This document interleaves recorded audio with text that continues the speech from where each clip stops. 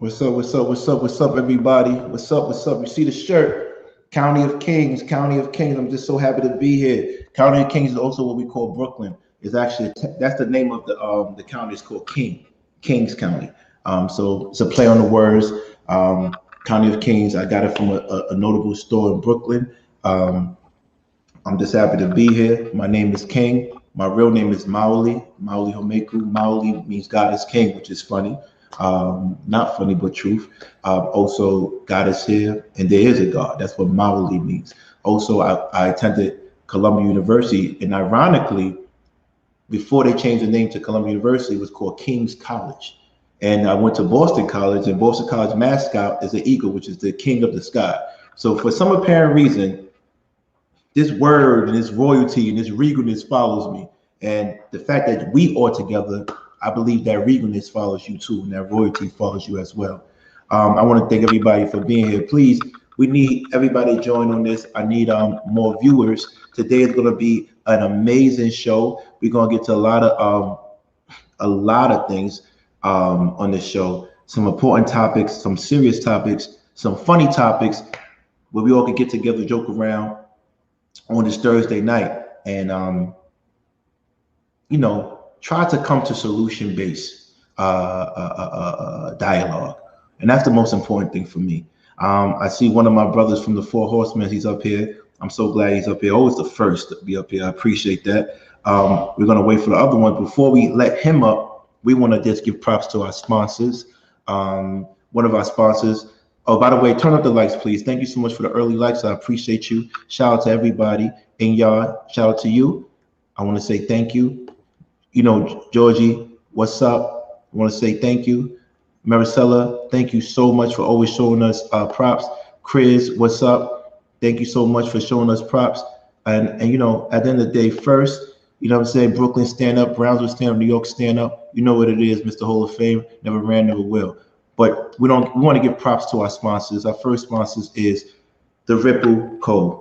This is the plant-based puffer that you get. It's no nicotine. No nicotine.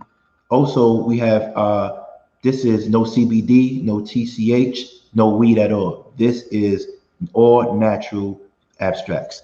Sorry, apologize for that. Also, we want to promote my book. My book, Love and Life Through the Eyes of Travel, one of the best books you might ever read for those who love romance, passion, and travel. This is something you buy someone that's interested in that, or just wants to, have something to talk about with their significant other.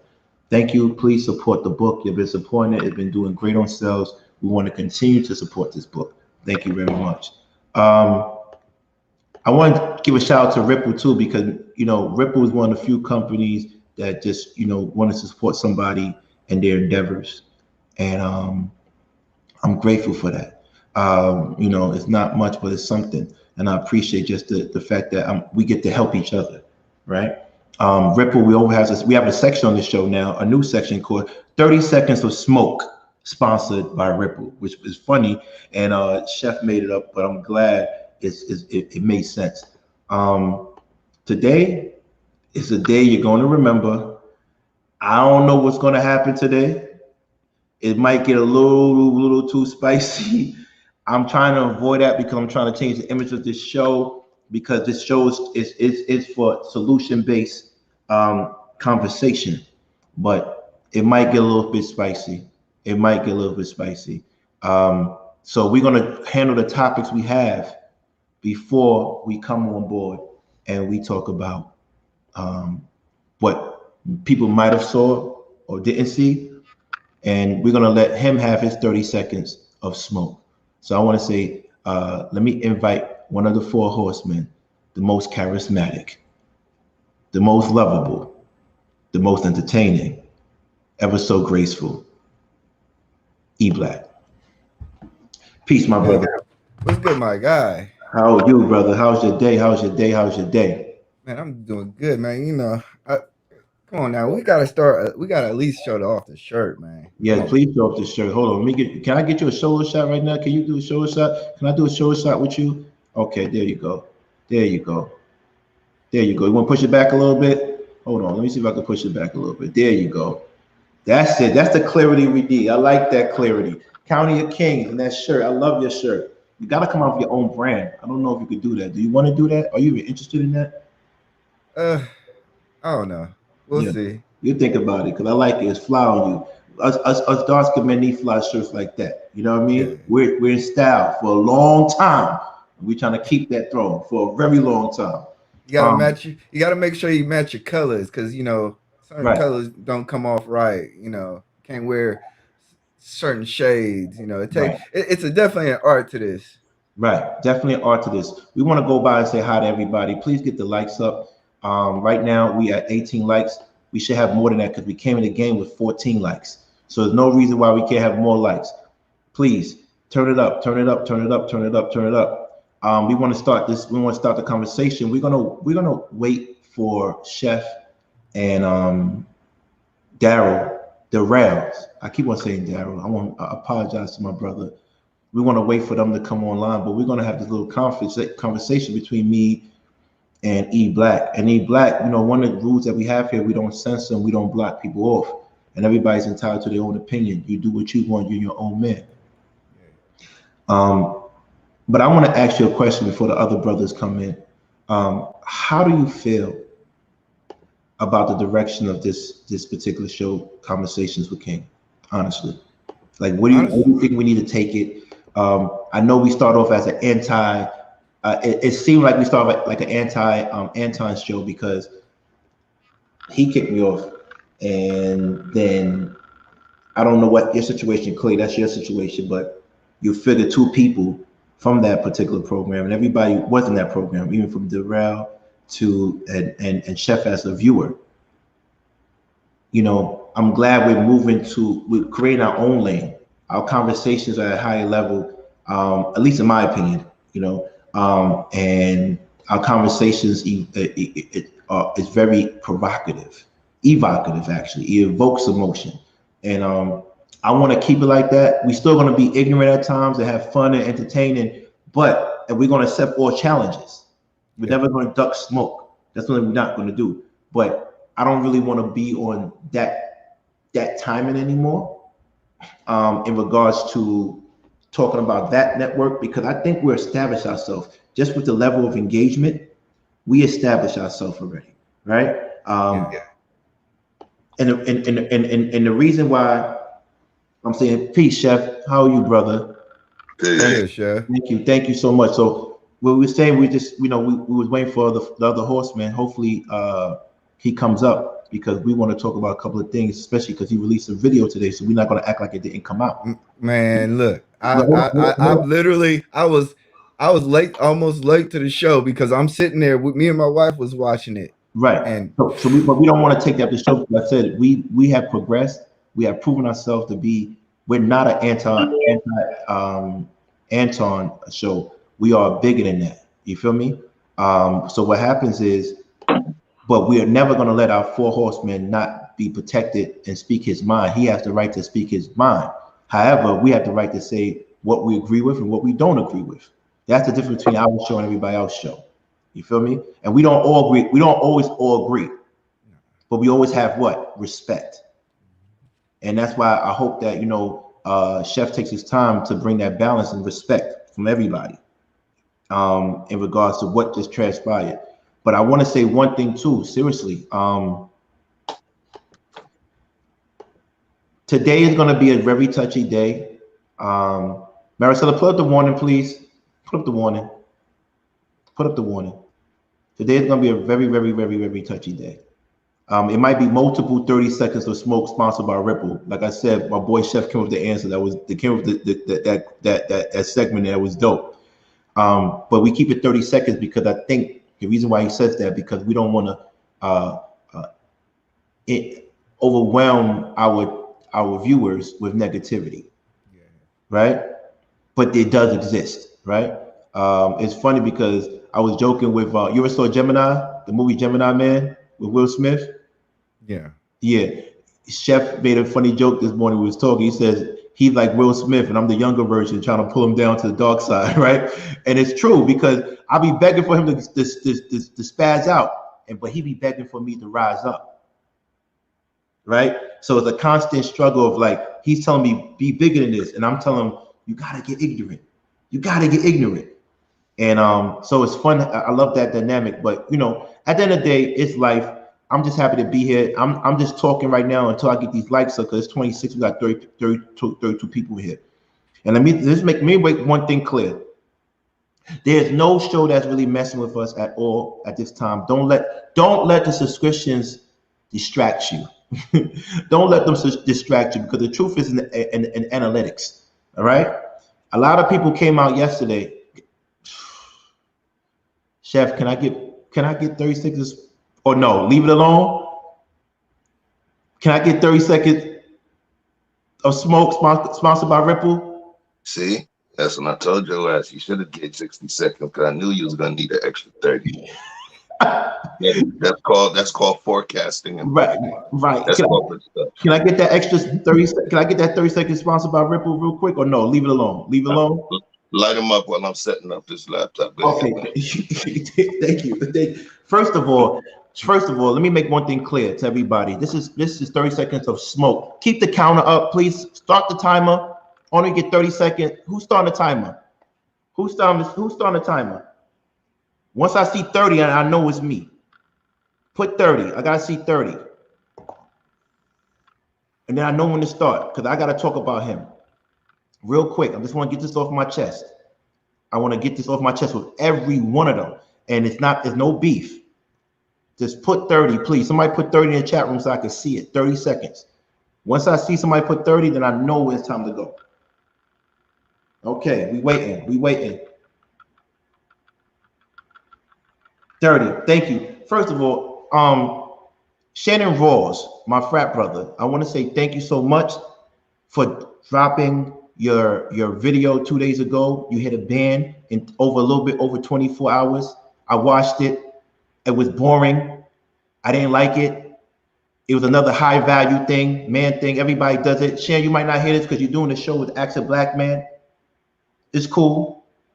But let me tell you something, Shannon. You got 2.3K followers, and your analytics match up to ours with only 350. At that time, 307. Now we got 391 followers. What does that tell you, Shannon? You had 121 likes. We had 123 likes, plus the 8 dislikes that the other networks turned outweigh. What does that tell you, Shannon? What does that tell you? You've been doing this for 2 years, and you only got 2,000. We've been doing this for 6 days. What does that tell you, Shannon? What does that tell you? You're a numbers man. Your analytics does not match up to ours, Shannon. The highest thing you have or there has me, Anton, and TLA, and you talked about me you interviewed me the whole time.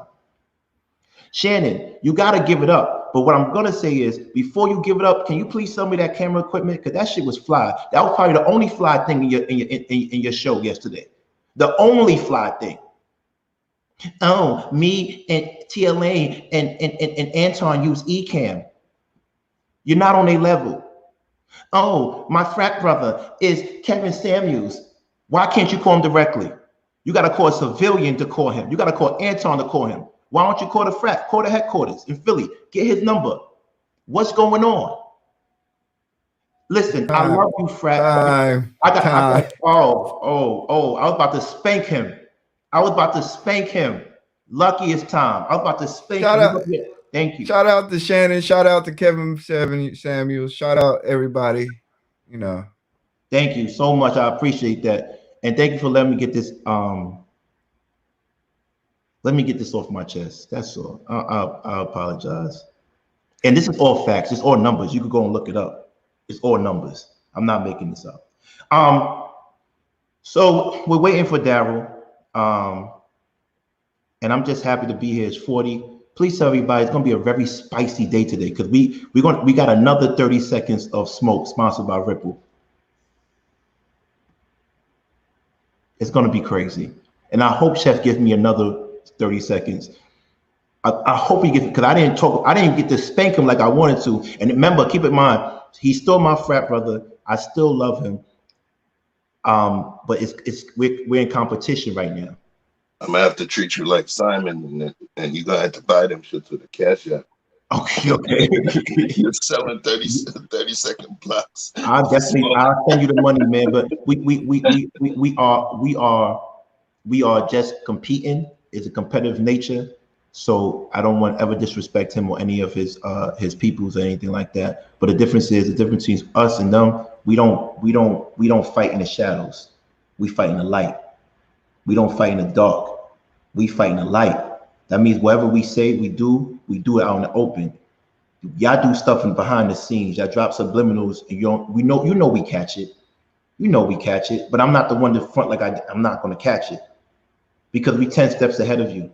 You thought we wasn't going to last 7 days, and there's nothing stopping none of us from monetizing. It's about to be that real soon. Y'all know what we need to monetize is around the corner. So with that being said, we want to be monetized. Please hit the likes. Today we want to hit 400 subscribers. Go and tell your friends, your cousins, your brothers, your sisters, your mothers, your fathers, your lovers, your male concubines, your female concubines, whatever type of thing you're dealing with. Go and tell them to go and subscribe to Conversations with King. We need 400 subscribers before the end of the night, and we need 100 likes. Please, please, please, please, please, please, please do that. And go and tell Shannon I said what I said. And he's allowed to come here and defend himself, and I said what I said. And we could have a friendly conversation, and we could set the rules of engagement. What are things we're not supposed to talk about? Yeah. Right? We could do that. And we could be referee from Chef, because all y'all scared of Chef. Y'all don't want no smoke for him because he's been humble. Any man that could hire Michael Jackson Go album for that long, it's dangerous. See, Chef, yeah. see. Yeah. See, Chef. Yeah. Hey, first, can I shout out to the flowers in the comment section? You know, like I always tell people, you know, it's wanted to show the greatest part about the show. Hold on. What's a community tab? What's that? Because I'm new to that. What's that, JP? If you don't mind me, Black, you know what that is? Yeah, that's when you're able to kind of put like Facebook style posting on your YouTube tab. Facebook style. How does that work? It looks like what? It'll look like you can put a picture up. You can put like a link to a video. The chat room. On a chat room? Yeah, no, on your community tab. I don't have a community tab. You gonna get it? You know, yeah. It's when you go to. It's pretty much when you log into Facebook, the first page that comes up. I mean, log into YouTube, the first page that comes up that'll have stuff related to whoever you subscribe to. Right. Plus, it'll be like a posting, just like Facebook.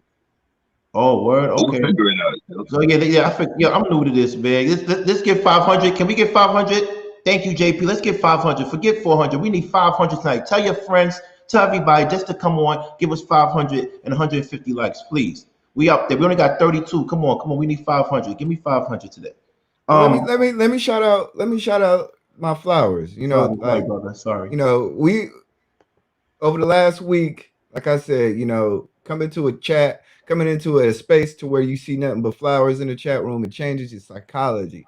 It makes you want to give great points, and you want to have a good non-toxic environment. Some of these chat rooms, man, I don't know what y'all be looking at. That stuff be irritating me. Like I said, my YouTube timeline is clean because I don't like negativity. My Instagram page is clean. I only follow good, positive people. So when you come over here and you see our chat room with nothing but young ladies,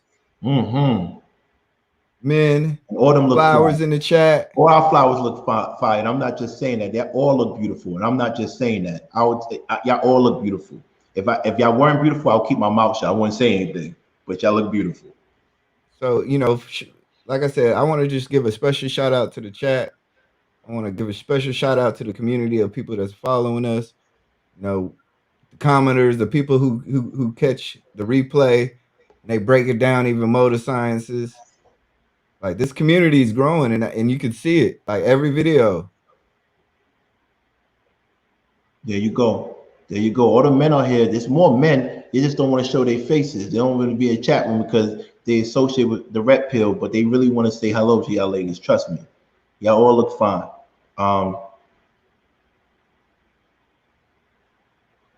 I like that. See? I think the value is being true to self. 30 seconds of smoke is perfect. Vent the fury, but not let it be all consuming. Thank you. Sean, you're a boss.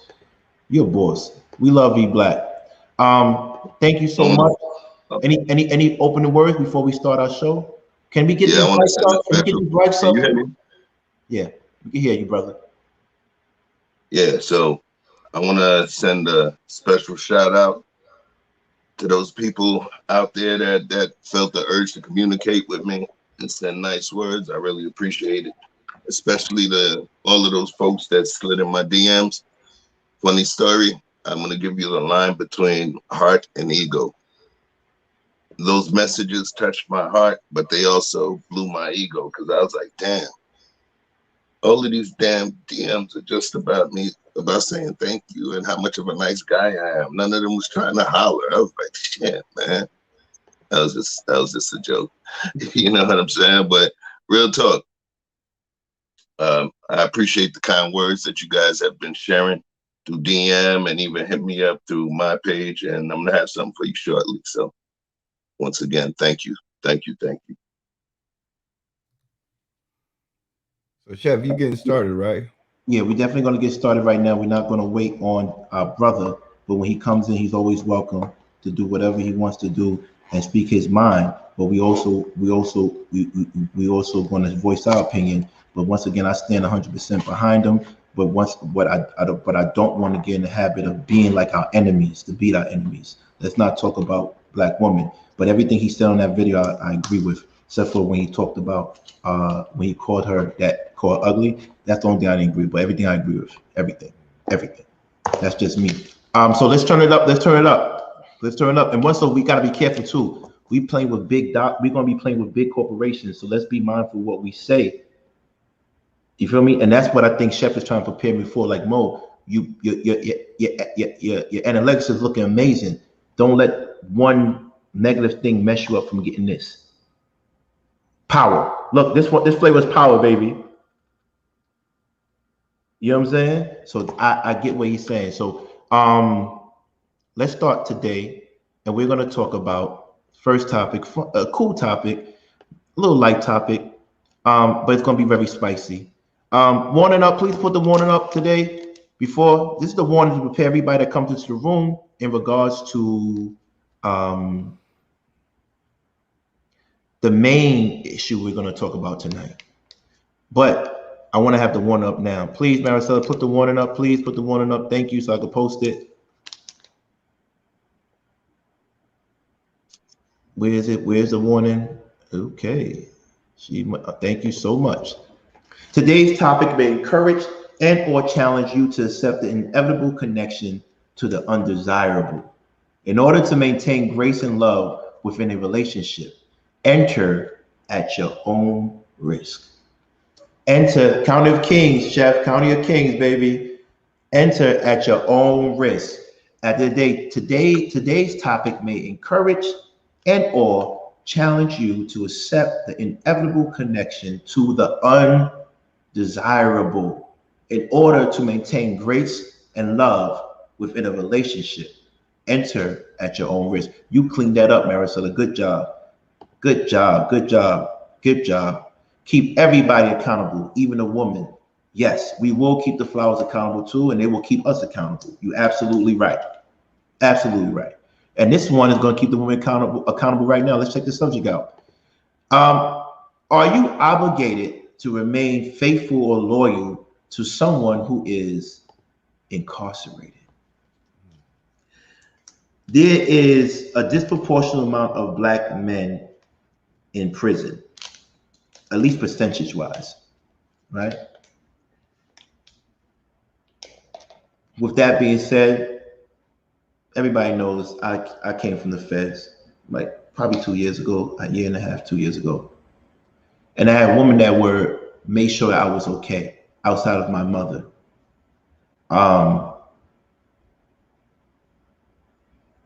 They didn't have to be obligated to take care of me. That was their choice. Do I appreciate them? Absolutely. Just to go through visits and strip naked or get patted down in your privates, just to come and see me is an experience. I had a woman that I love said, I just can't go through that, or I just can't see you in there. And I was selfish thinking that if you couldn't come and see me, then you don't, but I wasn't taking an account. Who wants to go through that? Are they obligated to be with you while you're inside prison? Okay, let me explain something to you. This is my theory. It might be a little bit weird, but I want you to bear with me. There is a difference between being faithful and being loyal to a man that's incarcerated. And the disconnect comes when they don't know the difference. And I got this from the Taxstone show before I actually went inside prison. Shout out to Taxstone, free Taxstone, a brethren, Brooklyn brethren, East New York brethren. Free him. And I hope he hears this. I saw him at MDC and everything. Shout out to him. He says, when you are, so I'm giving him his credit, when faithful is every day. When you want to be with someone every day, they pick up your phone call, they down for you every day, daily. But loyal is they rise to the occasion when you need them. And this is just dealing with men and being incarcerated. I never expected any of my females not to have sex with other men when I was inside. That's come on. I did a small time. I did short time. I did a year and a day, which was really 8 months. 2 months in the halfway house, so it's really 10 months. But I know men that might expect that 5 years, 10 years, 20 years. That's their prerogative. I can't tell my comrades what to do. I can't tell the homies what to do. But you, as a woman, in my opinion, you're not obligated to be faithful or loyal. But if you decide to do it, continue to do it. I had several women, once they couldn't take it, they left. As soon as I got out early, because I went to halfway house early, because it's 8 months, I didn't do anything wrong. They were shocked. Loyal is faithful. Faithful is coming to every visit, pick up the phone call, sending sending money in, making sure I have minutes on my phone, making sure I have this, blah blah blah, blah blah blah, blah blah blah. Loyal is I don't talk to you every day. I don't care what you're doing outside, but when I need you, you are there for me, and I'm grateful. You do not have to, it's up to a woman's choice. But mind you, I'm different because I wasn't married. So what do I expect a woman to do if I'm not married? She can sleep with whoever she wants to sleep with, do what she wants to do. It's none of my business. However, as long as she was there when I needed her. Fellas, how do you feel about that? You know, when you came up No with the Newport. subject, We don't smoke tobacco here. No Newport, no nicotine. All right. when I was listening to this, I was conflicted, of course. You know, of course, you feel that no woman owes any man anything while he's in the cell. The first thing I thought was, you know, are they married? If you're married, then you absolutely have an obligation to your husband, no matter what. Oof. Oof. Let's just keep it real. You know, you have an obligation. You know, and then when you get out, if you want a divorce, that's when you do it. Or some men get divorced in jail, from what I understand, right? Right. But still the fact of the matter is that you're supposed to see things through thick and through. So I was like, you know, that's easy. That's easy. That's light work, right? That's light work. So then I thought, as a Christian, through Matthew 25, I had really thought about it. Jesus told you, you know, why Likes up, likes up, likes up. when I was in jail, you didn't come to see me. And he said that if you do not do these things, I will separate you like sheep from a shepherd, right? That's what Jesus said. So he's telling Christians that you have to be loyal to those who are in prison, right? He's telling you. And you can't see that. You cannot see heaven without being loyal. So if you're a Christian, yes, you have a obligation to the men and women in prison or in jail. Now, like you said, there's a difference between loyalty and faithfulness. I was thinking about that. I was like, that's real. But do men and women understand that? Do we expect it? I don't think a lot of people expect loyalty, or they expect loyalty and faithfulness, but they do not expect loyalty or faithfulness. So, I'm gonna leave it on that one. But like I said, But does it change with time? Like, see, mine was easy. That's why I didn't kind of respect it, because a little bit, because it's like a year and a day. You feel me? Which is really 10 months, right? 8.5 months, 10 months, in Fed time. But do you expect her to be obligated if a man's doing 20 years and she's married to him? Like I said, if you're married, that 25 is your 25. Just like your sickness for the next 25 years is his 25. We're one, we're one bond. So let's talk. Let's talk. First things first, I want to say that I respect your reverence for the institution of marriage, and for that covenant, right? The love of and respect for that covenant is also what forces me to push back on that one. Ooh. It's not just about us. When I say us, say a black man or a man in general, because this is across the board. It's not just about being in prison, but it's also understanding how the prison industrial complex works. Prison industrial complex, what it does is it doesn't only create money from it, in and of itself from the state. What it also does, it incentivizes the work that you do. And it also incentivizes the love that your people on the outside have for you. If you go, they have the websites now where if you're locked up, your family can go and pay $5 for a bag of M&Ms that might have cost you 75 to 99 cents at the store. But what you're doing is you're feeding the prison industrial complex, because them M&Ms, they will be very tasty when you have no freedom, and they also go as currency. All right. So the man that I know you are, God forbid something happens to you. If two dudes come out in the alley, I believe that you, E-Black, will stop, turn around, and tell your wife, get the fuck on, baby, go. And you're going to do whatever you got to do to put her in the right position. All right. Now, I'm going to segue that to a story. One of my closest boys, I'm not going to reveal his name. So the lights up. He went in for protecting somebody, really, really protecting somebody.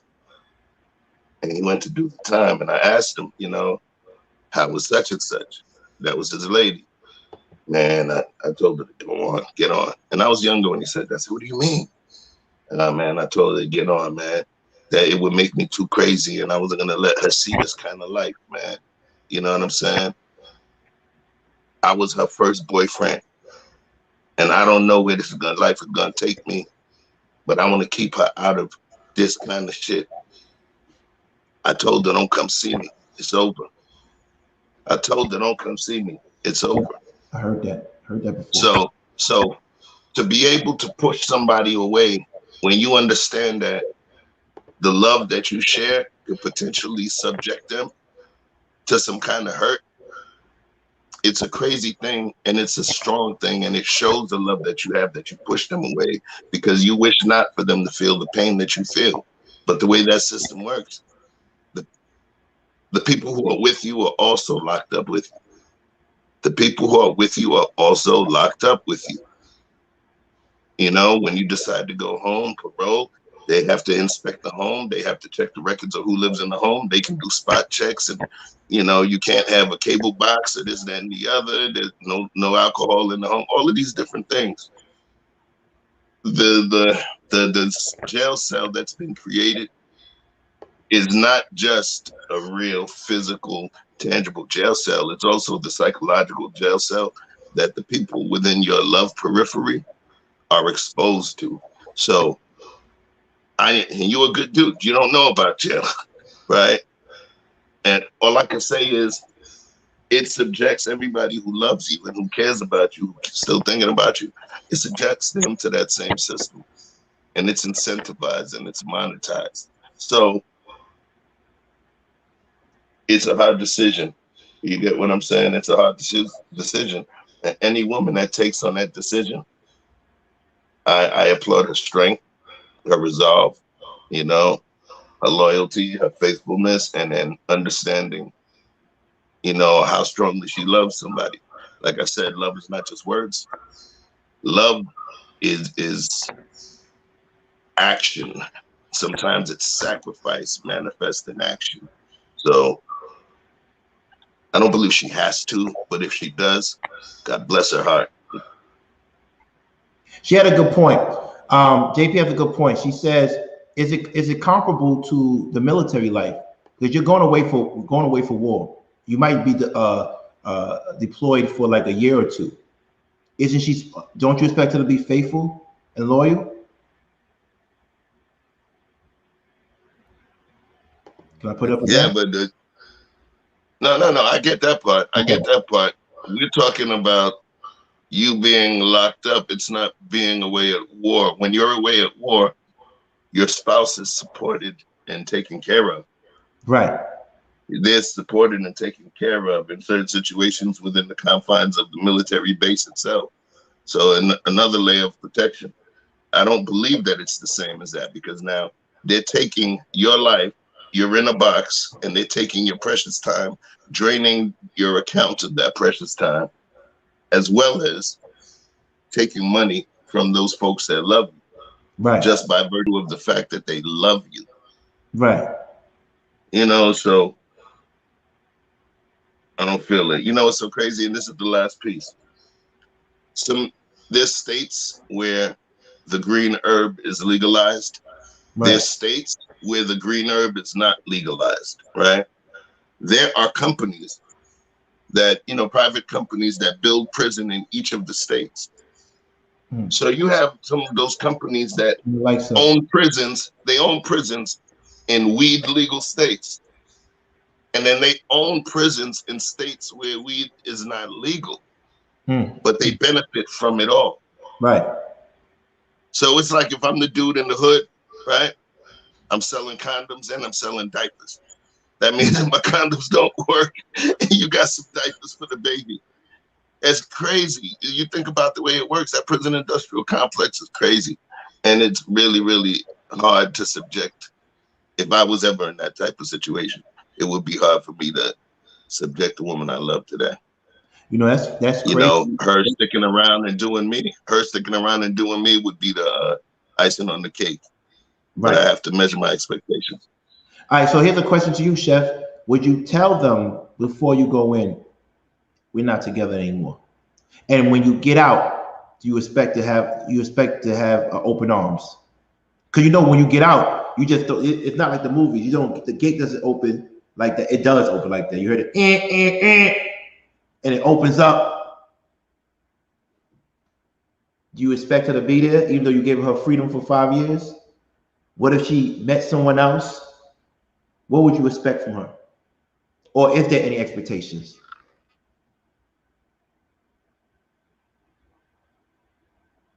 I would not have any expectations without having a conversation.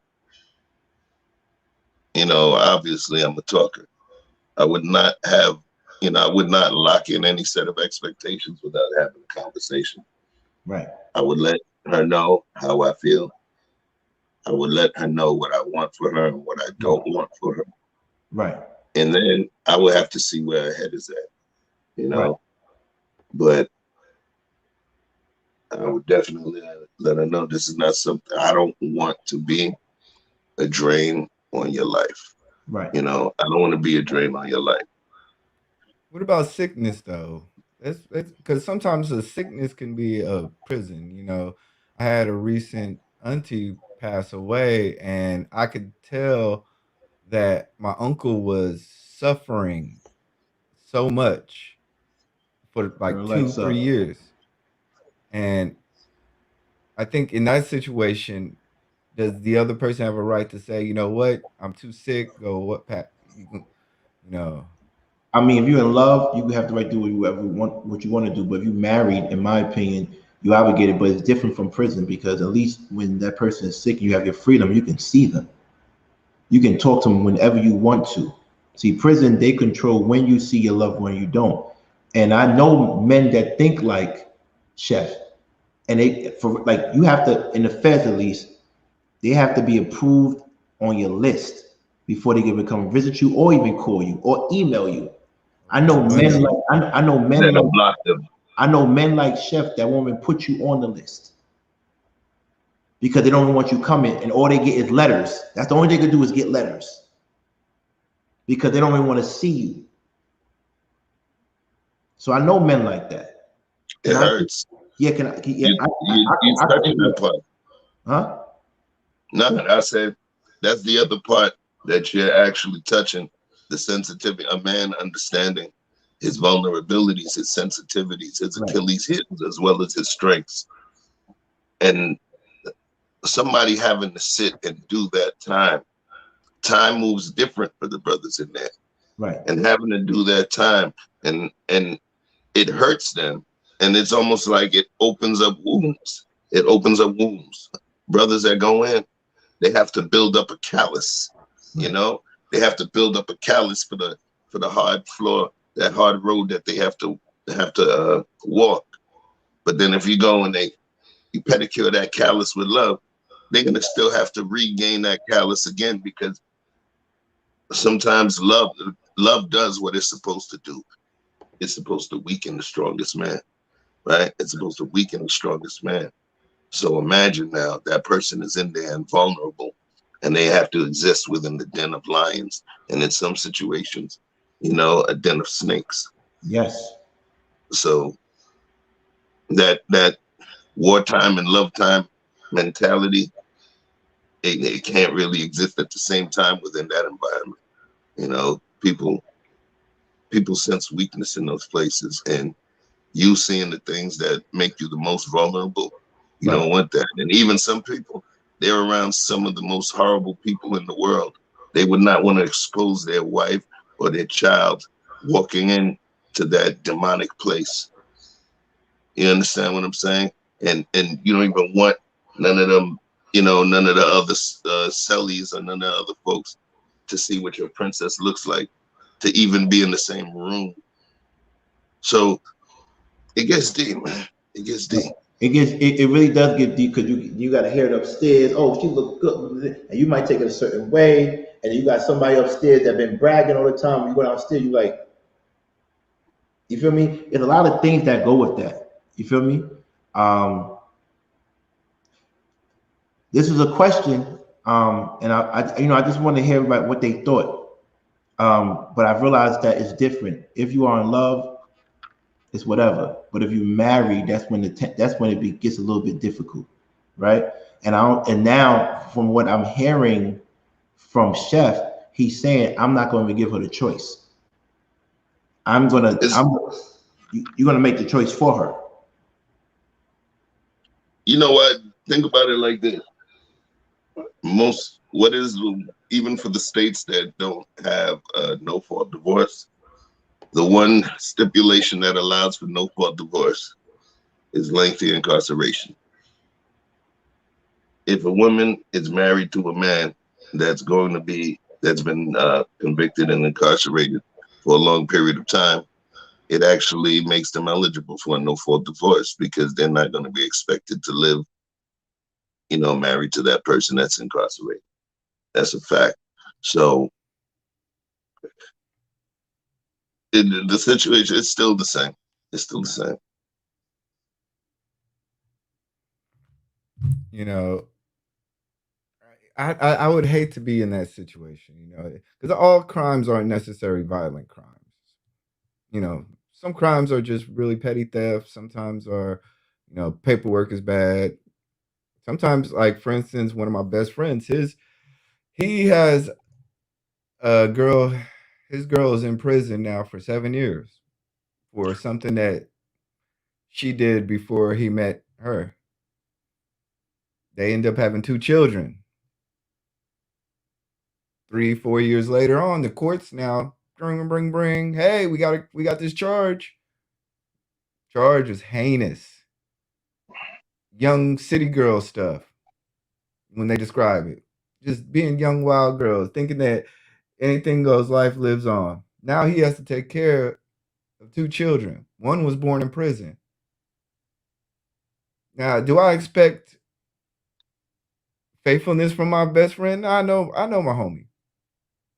But he's loyal. He's real loyal. Books.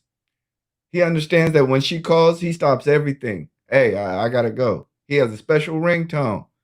He steps away. He has a conversation for 10, 15 minutes. So yeah, this situation does look different in terms of, how couples make it work. They're not married, but there is children involved now. So you make sure that she gets pictures. When I say this young kid is the most beautiful kid I've ever seen, trust me, in 10 years, 15, 20 years, you're going to hear about this child's name because he's an amazing young boy.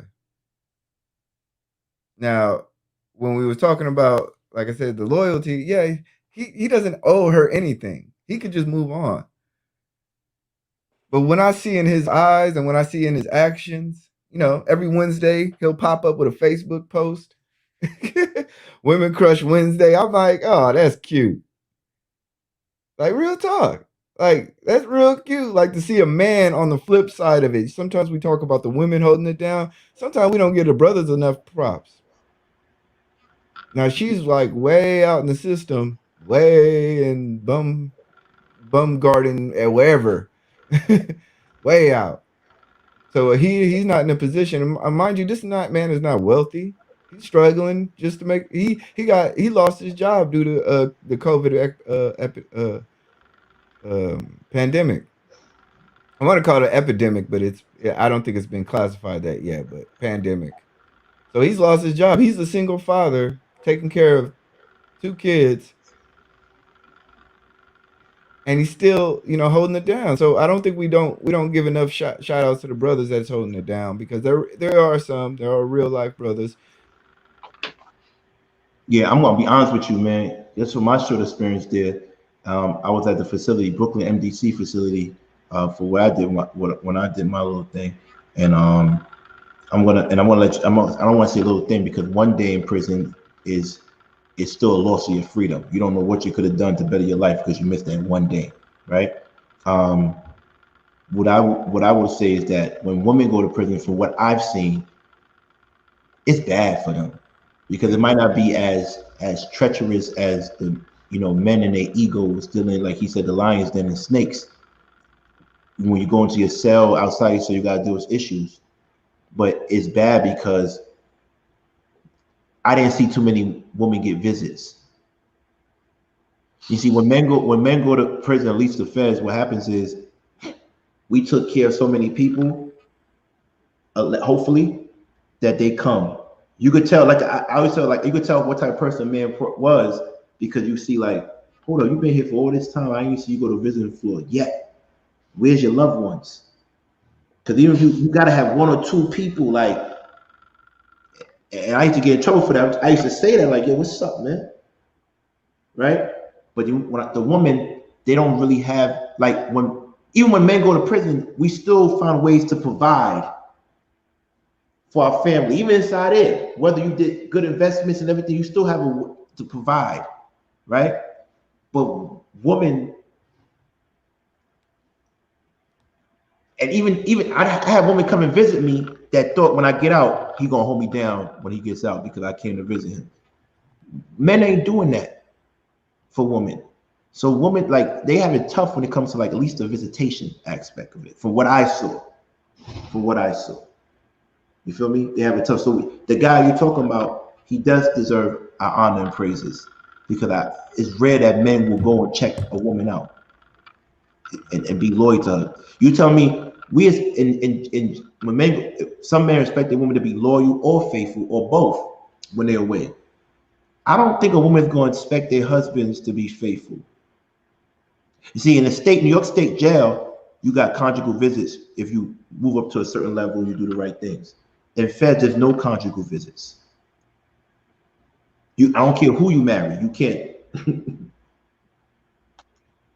So that's just something to think about.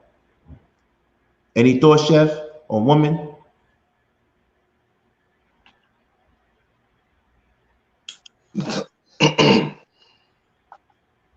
You don't see a lot of Nino Browns or Nina Browns. You know, they do have female queen pins and all of that. A lot of times when you think about, you know, the vast amount of who we have incarcerated as males, many of them are related to drug offenses and violent offenses. You know, a lot of the women who are jailed, many of them are related to some of them first-time offenses, early offenses, sex trafficking, crimes of passion. You know, and it's crazy. A lot of times you see the women in there. Some of them deserve to be in there. Sometimes you wonder, you think about some of the women that you've known or you dated, and you're like, damn, if she's in here, hell, Jennifer would have been doing life. The time is different for the women. If I say that lifting 200-pound, bench pressing 226 pounds is hard for a man, then it's hard for a woman. It's harder for a woman, and that's natural. Time impacts them differently than time impacts us. Time impacts women differently than time impacts us in terms of the aspects of what society considers them, the time frame that society tends to consider women viable. They have more time to lose. Mm-hmm. They have more time to lose. Sisters get a little gray hair, they want to go get a rinse. We get a little gray hair, it's called salt and pepper. You know, oh, distinguished. So we tend to have more time to play with. So it's, to me, that time is almost multiplied for each year that they spend within the prison. I believe the time is the different. As a man, my grandfather's going to be 108. You know, he can make a baby. He's going to be 108 in March. He can make a baby. Yes. So it doesn't work like that for the sisters. They have a finite amount of eggs, and forget the whole science stuff. So the time is different. The time is way different for the sisters. I have no problem saying that. And that's why I know guys that told their wives and their baby mothers who got caught in an indictment to tell them. I'm like, word? Yeah, tell them. I told her, tell me, because she can't do this time. She can't do this time. Get on with your life. So I don't know. We got really deep on this one. Let's go to the next topic, Bear, because this one was gonna kind of, whew. Man, how does 30 Seconds of Smoke come out? How are we supposed to, since it's new? Is it in the beginning? Because Chef said 30 Seconds of Smoke, because I've been doing it, but he's trying to reduce it. You don't want the negative cloud over it. So he said, and we sponsored by Ripple, so why not make it happen? Man, I got 30 Seconds of Smoke, man. You gotta ask him, man. Passing the smoke around. Man, puff pack. Somebody put the 30 up. Put the 30 up. I got 30 Seconds of Smoke. Put the 30 up. Hold on, let me take a sip, because. Okay, put the 30. Once you see that 3-0, you gotta go, and they counting. Put the 30 up. I gotta hear this one because I ain't think you was gonna do that. Let me hear this one. Mind you, I'm not gonna talk about. Oh, I see a 30. Wait. All right. Shout out to Kevin Samuels. He's brought a higher level of thinking to the forefront, people are having conversations, people are talking, couples, women are understanding where men are coming from and all that. I got some smoke with these content creators, right? Some of these content creators, right? Y'all trash. Y'all literally wait 30 minutes after dude posts a video, and then y'all want to sit there and add him like you a co-host to Kevin Samuels. And then another thing, I don't even know if half of these content creators on the red pill side are even into women. Let's be real. Some of these content, I'll be looking, I'll be like, bruh, do he even like women? And then not only that, do he even like black women? Like some of these content creators, they be on some old. I'll be looking at them, I'll be like, I get red pill talking points, but then I don't think you really on our team. So you know what I mean? That's my smoke for today because like I was really thinking of, I was looking at one dude content creator. I was like, man, dude, I don't even think you even like black women. Like, Who? I'm not even gonna say it. It But gotta be I smoke. I'm just saying, from some people from have certain locations where they're not even Who? around. Some people are in certain locations where they don't even have black women in their city, but they on every day talking about how bad black women are. Oh, you got 10 seconds left, man. I just want to know who, because I want to throw the smoke. I let me know. Just give me a name. We are not gonna talk about it, but like I said, I think some of y'all cats need to get it together and stop bootlegging and jumping on, have your own thoughts, man. Damn. This is crazy, man. Yo, I wasn't ready for that, man. I wasn't ready for that, man. And you know, Noopsy gonna tell the truth. Noopsy gonna say what it is. Like, that's crazy. Nah, that ain't. No, but he said it. That's crazy. Yeah, I'm definitely rubbing off for him, man. I'm sorry, man. I'm sorry. I apologize, man. But this 30 seconds, because you know the big bro said 30 seconds, and that's it. We gotta let the little kids rumble sometime. Let the cubs rumble. That's it. That's how we get our fangs and our claws. Let's rumble a little bit. No love lost. Thank you. All right. Hold on. Let me do this for y'all. I want to do this. I hope y'all can see it. Where is it? I hope I'm not doing too much. Can y'all see it? Can y'all see it? Okay, perfect. Let me take off the banner. This is the second question of the day. I hope that everybody that's watching can see it. I'm getting a little bit better. I'm trying to get better. My technology game is not it, but you know how it is. I'm working on it. The next topic for today is weddings. Are they worth it? Would it be wiser to use that money to invest in a house or something else? Or should men just keep quiet and try to figure it out and get that bag? Fuck it. She deserves everything. What are we talking about, fellas? What are we talking about? At the end of the day, as we see, the average wedding costs $19,000 in 2020 and about $10,000 less the year before. Other articles show that the average cost of weddings in U.S. was $28,000 in 2019. And with that being said, you could actually use that to put a down payment on a small house, depending on what city you're in, right? Ladies, flowers, kings, rocks. What do you feel about that? Are weddings still worth it? My opinion, honestly, here's my opinion. I would love to give my wife the best wedding in the world. I would love to have a destination wedding where we could fly out every family member that we have, every friend that we have, and every hater that we have. But it could be, sitting all the way far with security blocking them off. I just want to see my wife happy. I think if you have the resources and that's what your wife desires, you should do it. However, I'm not going to knock you if you choose not to spend 28,000, which is the average. That means it could go from 15 all the way to 100 $300, $400, $500, $1 million. You shouldn't let your wedding set you back just to prove a point to society. So you have a man that's conscious enough to say, hey, check this out. I don't want to use that money for a wedding. We could get married in City Hall. I'll give you a fat rock.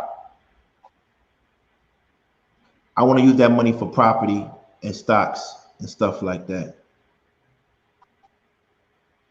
I wouldn't knock him. I wouldn't knock him. So me, I want to have a wedding. I'm a hopeful romantic. I love it, right? But I understand why people don't want to have a wedding, because the cost of that wedding might set them back. And to be honest with you, if you want to be traditional, let's be traditional. Weddings are the last gift of the father. We come from broken homes in our community, so the father ain't putting nothing up. It's really the couple paying for it and praying that the gifts help them pay for the wedding. That's why they charge so much for the table. So they understand. I understand that part. Who you gonna have singing at your wedding? Huh? Who you gonna have singing at your wedding? I mean, I gotta resurrect Luther Vandross. I'm gonna resurrect Luther Vandross. I don't know how I'm gonna do it. I'm gonna resurrect Luther Vandross to come and sing at my wedding. But at the end of the day, I think at the end of the day, I wouldn't knock a person that didn't see the value of a wedding. But once again, if we were traditional, it would be the parents of the bride paying for it. But now, modern day men and women, we are paying for our weddings ourselves. So it's actually taken away from what we need to do, right? So, fellas, what do you think? You know, I agree. Go ahead, but that's cool. Okay. All right. You know, for me and my wedding, I'll be honest with you, we were frugal about it. We're a very humble couple. We came up from eating top ramen and everything. So when it was time for us to get married, we were like, people already know we married. So we were like, man, we did want to do the ceremony. So we figured out we went without our means, because our marriage was more about the love between us than anything else. People, like I said, most people knew it already. We wasn't splitting up, or we wasn't going nowhere. So the paperwork just a formality at that point. You know, I understand certain people don't have that luxury to where they've grown up with each other or they've seen each other grow in certain aspects of life. So I get it. You know, sometimes you do have to put on a show for everybody, and I get it. And I don't knock them. You know, live within your means. But I try to tell people, weddings are for the memories, and it's a celebration of a starting point, but it's not the marriage. You know. So, you know, like I said, for us, it was actually we went to Vegas and did our wedding, but we did it right. We ended up renting out a couple of a eating hall. We had a good little custom cake. You know, we had a pastor. We did it good. We didn't get married by Elvis, but we did good. So, you know, it was a good look. And, you know, the thing that our wedding really represented, it was seeing my friends and them have fun in a destination like Vegas. We all had a ball. We all got plastered drunk. We all had a blast. So, you know, that's the most thing that I loved about our wedding. We could have easily went to the courthouse and did it. It actually would have been more expensive to do it in our hometown, to get the church, to get the pastor, to fly everybody in, and to rent the dinner hall. It actually ended up being cheaper for us. So we did it right. You know, so it's like I said, but do whatever's to your heart's content. I can imagine a guy like King, you know, he may want to be more romantic and have rose petals and the flower girl and all that stuff. Mm-hmm. You know, some people don't care. I know some women who don't care. They love their man so much they just want to. I see it. I see in the chat. In the chat. So I need your files to come up, because I'm surprised I'm getting the answers. I would think that you wanted weddings, but they saying fuck that. We don't need a big one, right? What about you, Chef? Classify that. They said they don't want a big wedding. All right. You missed that one. But Hey, JC, you wild, boy. Yeah, they gonna get no speak for them. They said they don't want a big wedding. But anyway, if you missed it, I'm gonna speak for me and part of your culture. Listen, our culture's wedding is a celebration. It brought out the village. You know, it was one of those things that wasn't even thought of. It was a celebration that would take place, and even now, like I'm in Atlanta, I have Liberian family. I have Liberian friends. When there's a funeral, when there's a baby shower, when there's a wedding, it'll be like a house and everybody is invited. You're talking about a few hundred people from the Liberian community who may just know one of the people by acquaintance, but they bring everyone in. It's just, even in Hawaii, the way they do luau's and stuff, it's being able to bring people in and feed them. It's not something that's considered a waste, but it's considered part of what we do. My family, I have the benefit and the detriment of having also grandmother on one side with 12, 13 kids, another with 10. He just said something. On the other side. He just said something. That's a lot. And then all of them are married. All of her children are married. All of the children have children and multiple children. My wedding would be a hell of a wedding because it will be a lot of people. And I know my family and I interact with my family. I understand some folks is like, come on now, I'm not going to be feeding a bunch of people I don't rock with. I rock with my family. And we have a strong tradition. We have a strong tradition. Weddings are when the family members that haven't been around for a minute come up and link up. It's a beautiful situation. Weddings are celebrated because when you get married to somebody, right? Let's make believe E-Black, me, and King, we're all three brothers that inherited our father's business. When my son, their nephew, ends up getting married, they have to celebrate it. Why? Because they've another leg of the company, another division of the company has just been created. If we look at legacy at a wedding, what's happening is we've just taken on we've just acquired a new business. We've just gone into a new acquisition. We've just gone into a new joint venture that can impact the global business. The global business positive impact doesn't just come to me, to E-Black or the King. It goes to the rest of the generation. So it's ephemeral. Yeah, TT. Right? So I'm a wedding guy. Part of it by virtue of the fact that I have so much family that I can't really get mad at the person that wants to invite a lot of their family, because at this point I'm stuck in it, man. You know how E-Black said, man, my wife will get everything. I have so much family, I have no choice but to having it. I won't say an expensive wedding, but I'm going to have to maintain a level of accommodations for a larger group of people. Now, if I can't afford a large wedding, that creates another dynamic. Right. It puts me into a situation.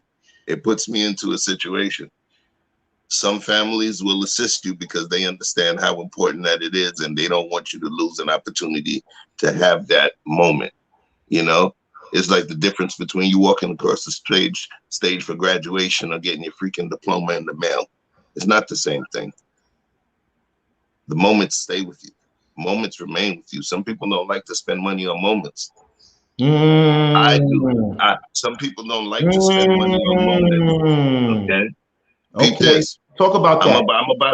I'm about to tell you something, right? And it's about 1/3 of this panel here.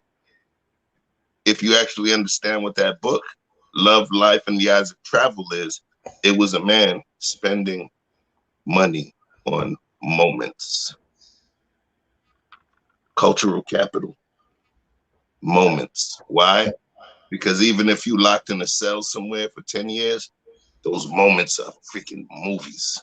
Man, you can count the hairs. You can count the hairs. You can, of all of the memories that you had, all of the things that's happened, and you lay down there, it's just you can see them. He back in the kitchen. You can see him. You know, it's crazy when you ever notice back in the days when you were younger, you get money. You know, when you're working earlier, you're younger, you get your paycheck and you spend some of your money on dumb shit, right? But then now, later on in the week, while you move into the next paycheck, and you don't have that bread anymore, you can think of every single nickel you screwed off. Damn, I didn't need to put extra cheese on them pizzas, man. I would have had me an extra $1.50 right now. And those moments mean everything. Those moments mean everything. They become movies to you. Read that question. So, that's a good point. Yeah. That's a good point. Let me. I need y'all to read that. I need the 4 horsemen, 3 out of 4 to read that question, because that's really The question is, what could be the subliminal impact of a man shooting down a concept of an adequate, budget-friendly wedding for a woman? All worthy investments are not based on practicality, and that's what you were saying. That was the point that I was making. That peace, Tyler. Thank you. So listen, at the end of the day, like I said, I am a connoisseur of moments. I love moments. That got me through my little stint in the prison. That got me through anytime I'm feeling bad, or it gives me a sense of nostalgia, and it makes me a different person. So I don't mind. I think weddings is a moment, right? It's a moment. Joshua, can you connect your device? We're gonna pull you up. Connect your device. Your device. Sorry. Once again, please pick the book up, Loving Life Through Eyes of Travel. But I want to really let y'all know, I totally agree with that. But unfortunately, the only pushback I got for my bro Chef is, he said everything in regards to generational wealth, but we have a lot of broken homes. And that's why I think the wedding thing sets people back, because they don't have family like you. You feel me? And so it's hard to do a wedding. You feel me? When they could use it to get into a house, right? So what would you advise for those who come from a broken home, who come from poverty, who met their significant other, and they have a choice to what they could do for the 20,000 that they saved together? What would you advise them to do? And for me, I would tell them, get that house. And if you're really eager to get married, you can take the equity from that house, but get the house first. Get that house first. Then you could marry later. You could do a ceremony later. No.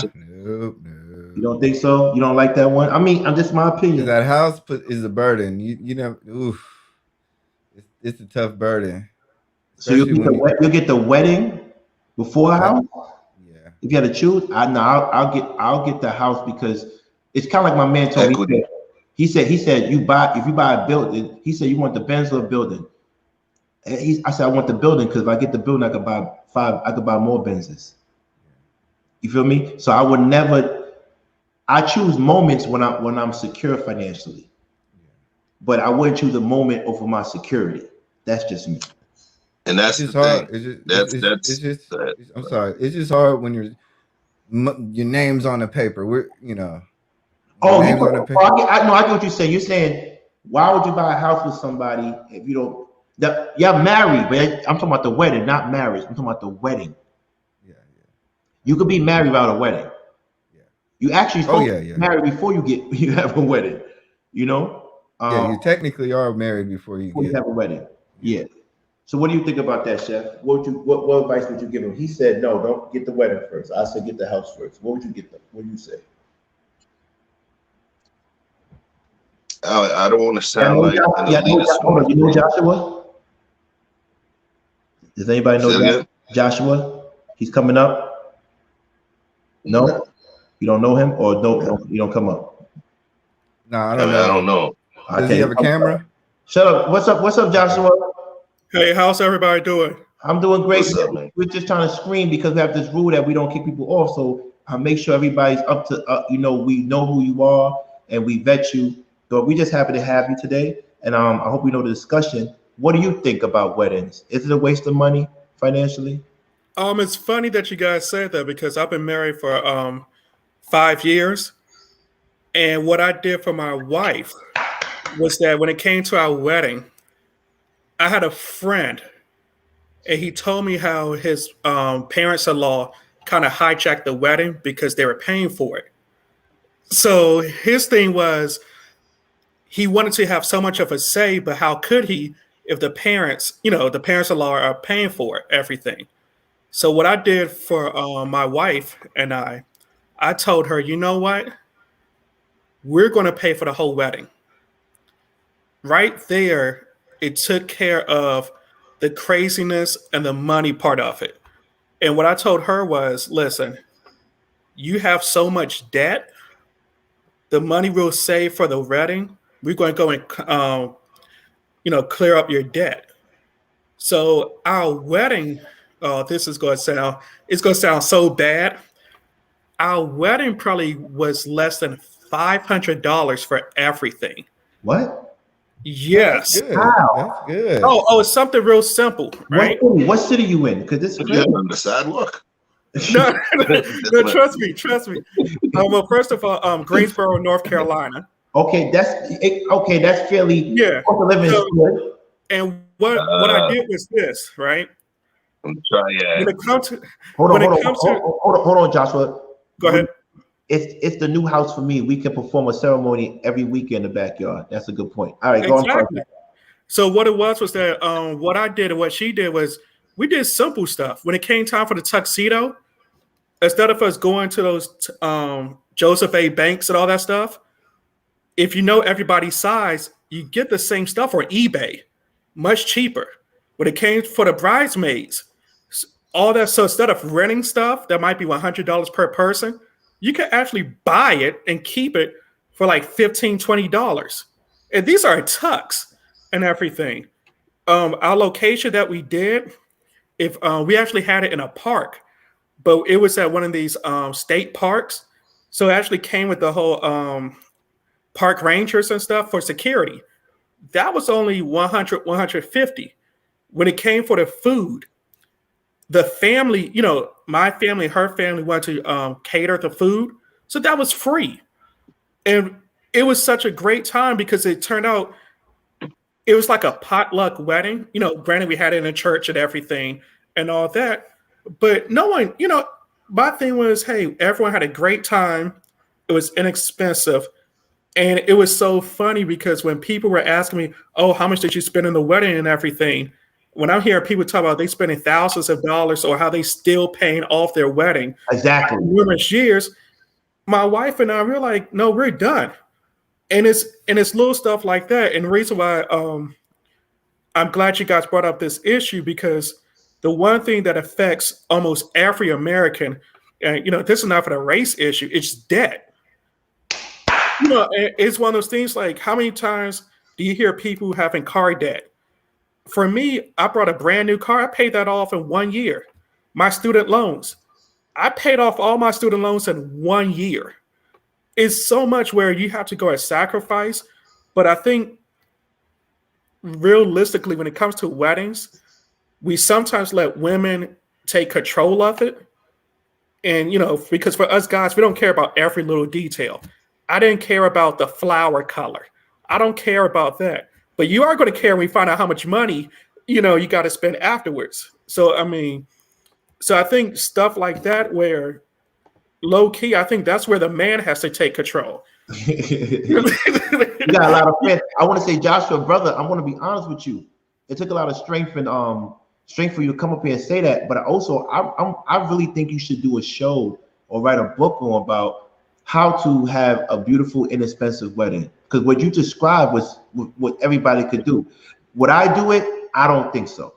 Well, but I think everybody. Do it under an alias. I think everybody should have the option to know how to budget. Because he had a good point. Joshua said, America, we're fighting debt. So why would you start a marriage off with debt? And then if I remember correctly, from what I hear from people, You got fans. what I hear from most people is that most divorces is caused by money. So you're already starting your divorce process off of a marriage. You're going to be $5,000 in debt. And I understand the whole thing of it's a great life experience and everything. But for my wife and I, granted, I'm not going to lie, was there some pushback at the beginning? Of course. I'm not going to act like my wife was 100% on board with it. But then afterwards, like during the process when she saw everything and people said, oh man, this wedding was great. And then afterwards, when we start going on vacations and all this stuff, and then even now, like we're expecting our first kid next month. And she was like, you know what? You honestly had a financial plan all the way through. And I did not have to go and worry. Listen, I can't help you out about the bridezillas. That's a whole different story. Trust Hey, me, my Joshua. wife let me watch some of those shows, and yeah, good luck with that. Let me ask you a question before E Black asks his question. I Go apologize. ahead. So would you do the marriage ceremony over, like another your 10-year anniversary? Would you give her the wedding that she wanted? It's tricky because it's very tricky for this part. It's also going to depend on money and everything. Right. And also, too, my thing is I'm big on vacations. And it was weird. She finally got her passport. And I'm like, we were supposed to hit a cruise, but then COVID kind of came in the picture. So that took her. And I'm like, it's very tricky because my thing is, I personally don't believe in it because I don't think we're still married. So I'd rather take you on a vacation and have us travel the world and everything. But I mean, I'm not against it. I just don't agree with it. Okay. Hey, Joshua. Yes, sir. So how long you and your wife been together? 7 years. 7 years. That's good. 7 years, married for 5. So you think she really gave you the trust? Well, yes, but also the thing is that you also have to. I had to earn the trust, and in earning the trust, I worked for it. Okay, brother. I would tell you this with my wife.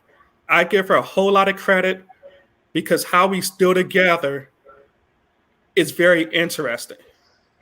Do tell. I proposed to my wife 3 months of us meeting each other without, wait a minute, here's the kicker, without a ring. Well, hold up. Yeah. Hold up. I'm telling you. Hold up. You heard me killing it. No, I didn't hear you right. Yes, and wait a minute. There's more to that story. You ready for this part? You give it like IOU? No. I actually and the kicker was I was actually fired from my job. Yes. Oh, I was fired. Listen, now once again, I am not going to go and suggest this for everybody to do. Clearly, we know it ain't going to work for everybody. She's black. Trust me, I get that a lot. For the person who asks what race she is, she's black and everything. But what it was that even though I was fired from my job, my finances was in order. Nothing changed for us. Everything was taken care of. When it came to the ring, I told her this. I'm bad at picking rings. All that stuff, not being funny. For guys, we get the simple wedding band. We don't get anything fancy. So I said, hey, what I want to do is this. Give me some time, and you're going to pick out your own wedding ring. You're going to pick out your engagement ring, and you're going to pick out your wedding ring. Right. You know what she did? She picked it out. She didn't pick anything expensive. Her thing was, hey, we're going to go and focus on a family. We're going to go make sure our money's in order, our credit score, and all this stuff. Right there, I knew, you know what? She's not what you hear about the stereotypical normal woman and all this stuff. And it's kind of funny because I think you guys talked about some of this stuff yesterday. I think E Black, it was the whole issue about settling versus priorities and all that stuff. Realistically, some stuff is not really settling. It's your priorities going to change over age and experiences. When it comes to these extravagant weddings, if you can afford it, that's great. Like I don't penalize anybody for a $10 million wedding if you can afford it. Someone was really the one for you. No, you're right. Because I know most people, as I said, that's real. That's real. It's like, oh, you don't have an engagement ring? Oh, okay, well, let's talk about breaking up, and all this stuff. But I think the thing is also is that he said, Josh, you had me into the no ring part because they thought, because a lot of times they be like, yo, at least she got the ring. But also, Josh, you're not wrong because a lot of people upgrade their rings throughout their marriage. Yeah, of course. And the thing is that also depends on the person. And the thing everyone has to remember is that on some of these comments, and I admit that this show, the comment community is a whole lot positive and everything. You're not focusing on trying to prove everybody right. When it comes to finding your partner, you're just only trying to look for that person for you, not everybody. So there are too many times everyone's like, oh, well, women need to do this. No, you just need to find that woman who would do that for you. Men need to do this. No, you just need to find that man that would do that for you. Don't worry about what other people think because they're not paying your bills. They're not going to make you happy and everything. And until people really realize that, and I had to realize that on my own, then your life, is going to be great. But till then, yeah, it's going to be a struggle because you're going to be keeping up with the Joneses and everything. And I just think that's how it goes, which is for you three, and I know, was it Darrell? Is it Darrell or Daryl? I want to make sure. Darrell. For you four know, hey, when you're a man, there's certain responsibilities we have to do, right? And there's certain responsibilities women have to do. For us men, when it comes to marriage, we really, we don't play around with that. You're going to sometimes work hard. Yes. When I got fired, well, the funny story was I got my other job a week or two later, So it wasn't like I was fired and I was at home saying, woe is me, looking outside the window. No, when you're a man, hey, you need to work, you need to provide, you need to protect, you need to do a whole lot of stuff. When you do that, that's when, if you have the right woman, she's going to respect you and she's going to go and follow your game plan. Even though it might sound crazy of having an inexpensive wedding, maybe not having an engagement ring, maybe not having Put the question back up, Maricela, because we're about to go to one of the four horsemen's a rabbit hole right now. We're going to okay. This is a very interesting story. So put the question up so for those who just came into the room, they could know what's going on and get the vibe. Because right now the vibrations is full of truth, honesty, and accountability. And Joshua, I don't know what to say, but you have the VIP pass to this room for your honesty and your bravery. Thank you, brother. But keep on going with your story. No, I mean, it's just one of those things where it's just like, you guys all know. I'm going, like, listening to you guys.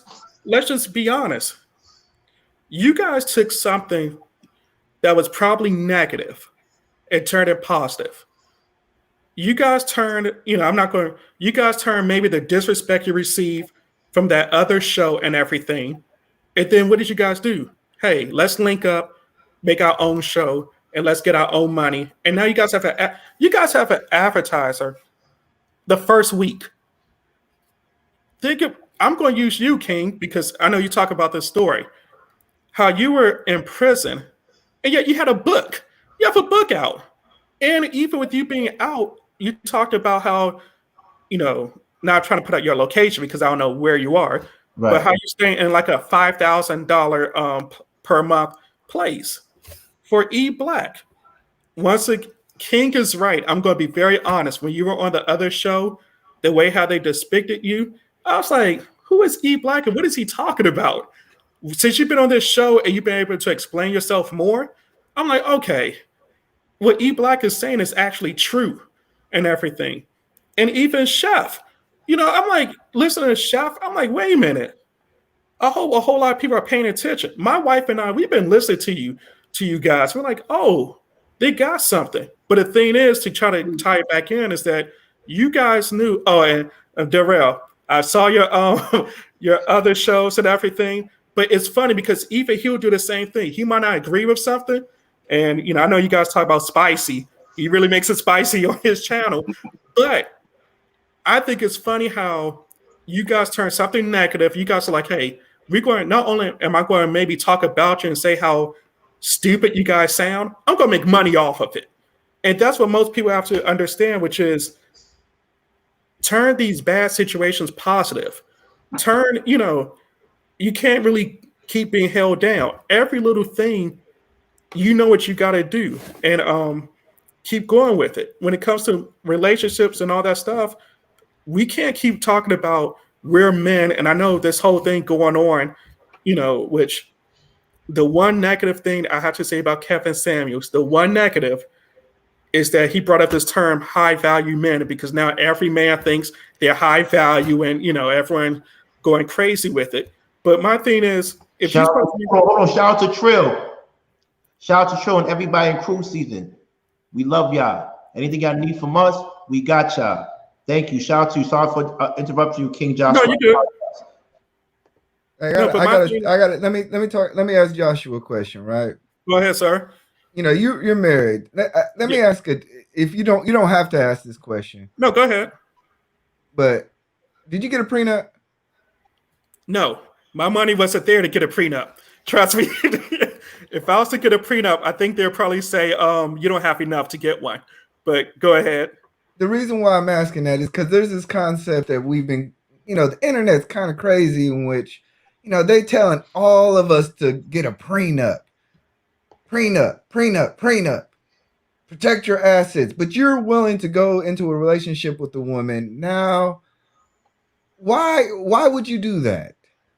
For a prenup? Knowing that what's going on in much of the, I would say, the red pill community, or much of what they're trying to push on us. Why is it that you chose not to do that? Well, I mean, one, that wasn't really anything that was going through my mind. And two, I think realistically, you have to, I don't have an issue with a prenup, but I also think it depends on what part of life are you in and where you are. So, I mean, if you're established and the other person isn't, can I see someone getting a prenup? Okay. Also, it also depends on what's in the prenup also. So it's too many factors with it. I mean, if someone gets a prenup, realistically. Turn the likes up. We need 100 likes. We need 100 likes. Because Joshua really, Joshua, hold on for a second, because you got Jules. We only got 70 likes for all the stuff that he spit. This is ridiculous. Joshua, first of all, I want to tell you one thing. Like I said, you got the VIP pass. Everybody messed with you. To all the people in the chat room, let's put a J up there. Put a J up there, please. Put a J in the chat room, man. I'm gonna put my J in the chat room. Let me know, because we gotta support Joshua. People like Joshua need their own show. Put a J up, please. Because Joshua came in today and kept it so honest with us. Most people won't even share that type of story with perfectly, we're strangers. Even though we're a community garden, we're strangers. Put your J up for Joshua, because this is the type of love we gotta have for people that come here and tell us the story. Now, Josh, you know me. I gotta stuff the turkey before I put it in the oven. So yeah, go ahead. I'm giving you props now, but we gotta take you down to the Four Horsemen rabbit hole. So my question to you is this: if she told you that I'm not gonna marry you until you give me a ring, would you have still married her?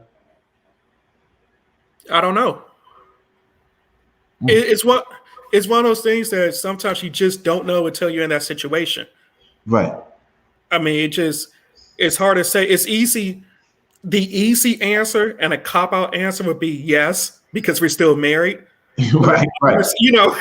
But honestly, you don't know until, it happens. Right. I mean, don't get me wrong. The better question might be, was I surprised? Hell yes. I can tell you that right now. You were surprised. You did on a whim. Like you did like a kamikaze mission. Like if she said no, then he's not the one for me.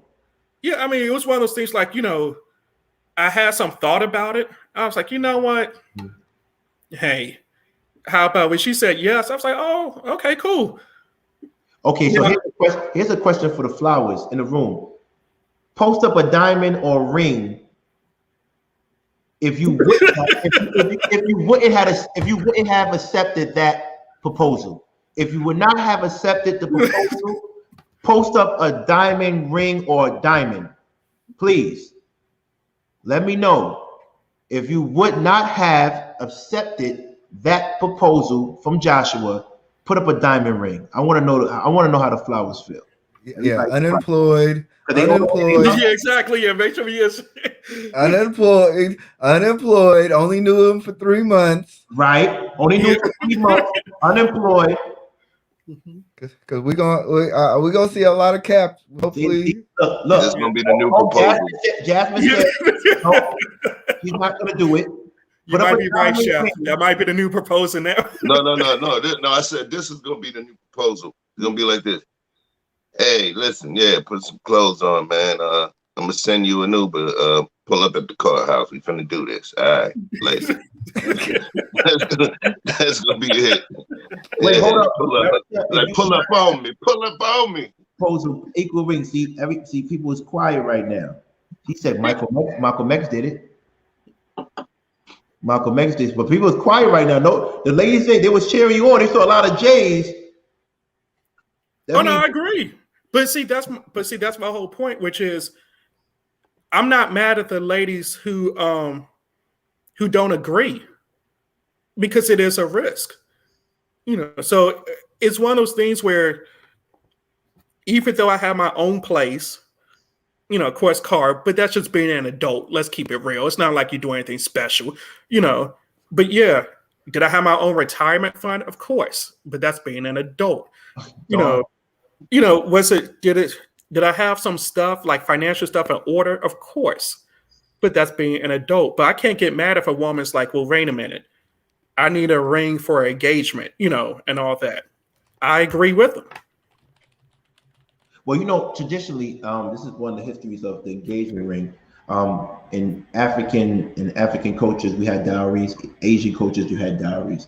But as for American culture, the ring, the engagement ring actually was what a man gave to a woman just in case something happened to him. And she could always take that ring and get money for it. Right? And just in case something happened to him. Right? 1/3 or 1/4 of your salary. So that's the history behind the engagement ring. Right? It was insurance just in case if something happens to me and what's the vanish, you don't know where my money is, I don't know what's going on. Take this ring and start anew. So that was a symbolism behind it. They still loving you, Jay. They don't want to hear nothing I'm saying about the down. They're like, man, we love Jay's story. Jay, you are proof that there is black love without materialism. You are proof that there are black couples out here that says we are going to start our legacy with just us and make it right for our children. And also, if you listen to Jay, he said he likes traveling. He likes the moments, right? A lot of people have these big weddings, but they never left their city. They never left the country. You feel me? Can I ask a question real quick? Yes. I have a question actually for you guys, because this seems like this has been an issue or a topic of discussion in the whole, I don't know if you want to say manosphere or everyone.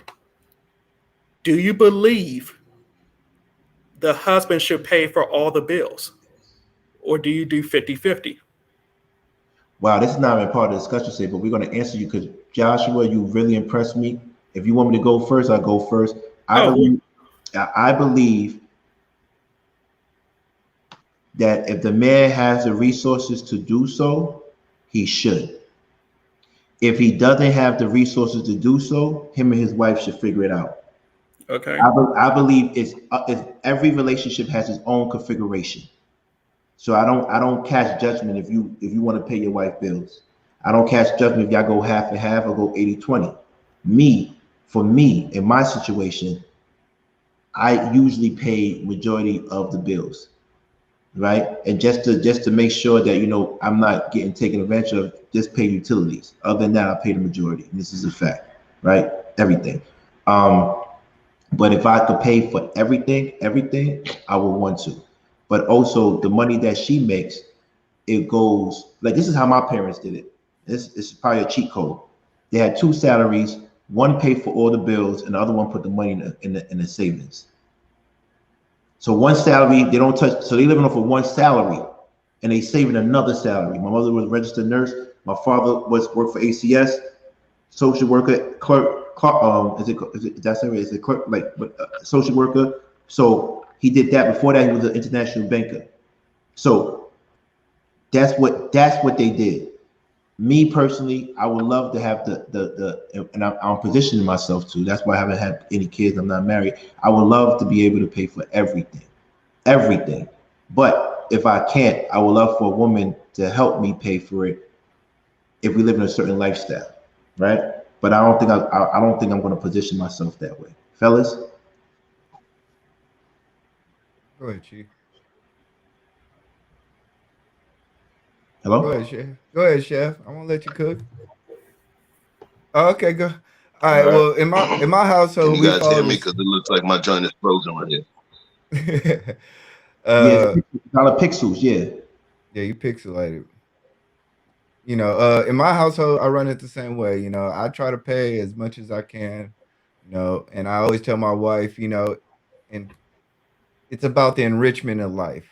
I would try to cover the car note. I cover everything. Even when you want to go to the store and get you some hot fries and Cheetos, like here, take my card, stuff like that. The money that she spends usually is around revolving around enrichment, whether, our daughter goes to piano class 1 day or 2 days, or whether she's going to soccer practice, soccer stuff this year, or just general enrichment. We can live a very bland life, but it takes, like I've said it on another place, is that it takes two people to actually have a conscious mind about what's really going on. You can't have one person spending an infinite amount of money and then expecting for the other person to take up all the bills. That doesn't help anybody. Both of us have to sacrifice. I'm gonna sacrifice by not getting the Jordans every month. I'm gonna sacrifice by not going out to the club. I'm gonna sacrifice by not getting a fight every time it come around. I'm gonna make these type of sacrifices to help you pay the bill, to help you pay to provide this lifestyle. Your sacrifice is the same thing. You might not have to get your nails done this week. We're middle class people. We have to have realistic expectation. Technically, we can afford the big baller lifestyle on paper, but our bank accounts say a whole bunch different. Right. You get what I mean? I'd rather have the bank account. I'd rather have our bank account than the luxury lifestyle. Go ahead. What do you think, Chef? Keisha's I love wild. He should be playing for real. Yeah. Keisha, she doesn't play. Can you hear me, first of all? Yes, sir. Yeah. The ultimate optimum goal is for a man to be able to cover everything. It's always the optimum goal. We do it for our guests when they visit our kingdom. We should do it for the queen, virtual queen of our kingdom. If you've chosen this woman, you understand that you've also chosen her as being mother to your offspring. The mothers are the ones that bring a certain level of morality and culture to your children. Those are the first educators, and if we still understand the concept when we're talking about money versus time and which is more important, time is more important. Allowing your wife to be able to have time, or your woman to be able to have time with your child, or more time with your child, it's extremely important. The better the woman that you pick, the better taste in flowers that you pick, makes it even more so important. you know, and much more valuable culturally for your child. So yes, the wife having to work as well as the husband having to work, you know, sometimes those situations are required. Right. And I feel in those situations, the woman is showing her mettle. And I don't mean metal like steel or iron. I'm talking metal like METTLE.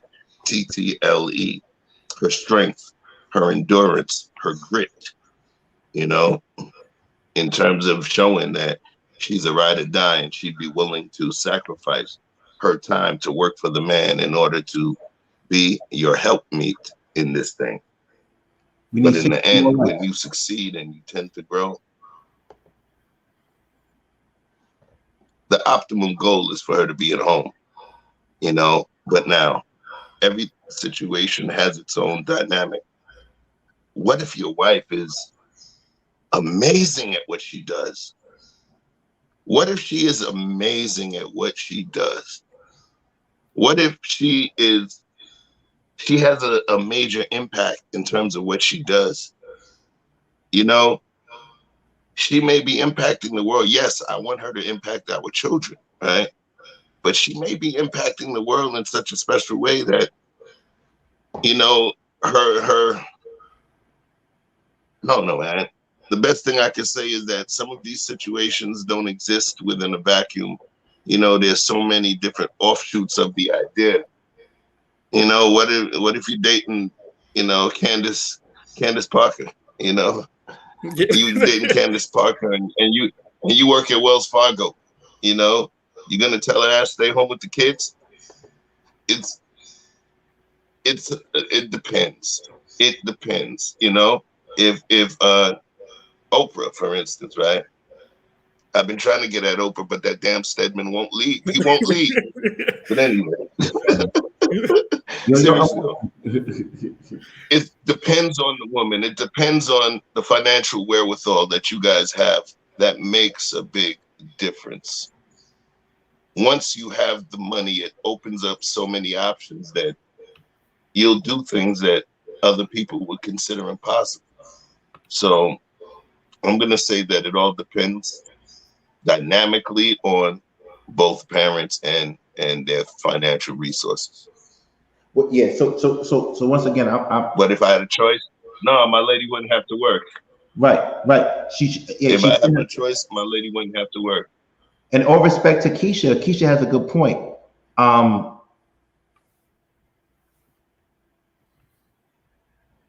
Men, we kind of get selfish, right?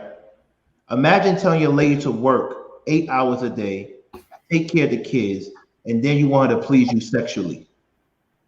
Exactly. Right. Right.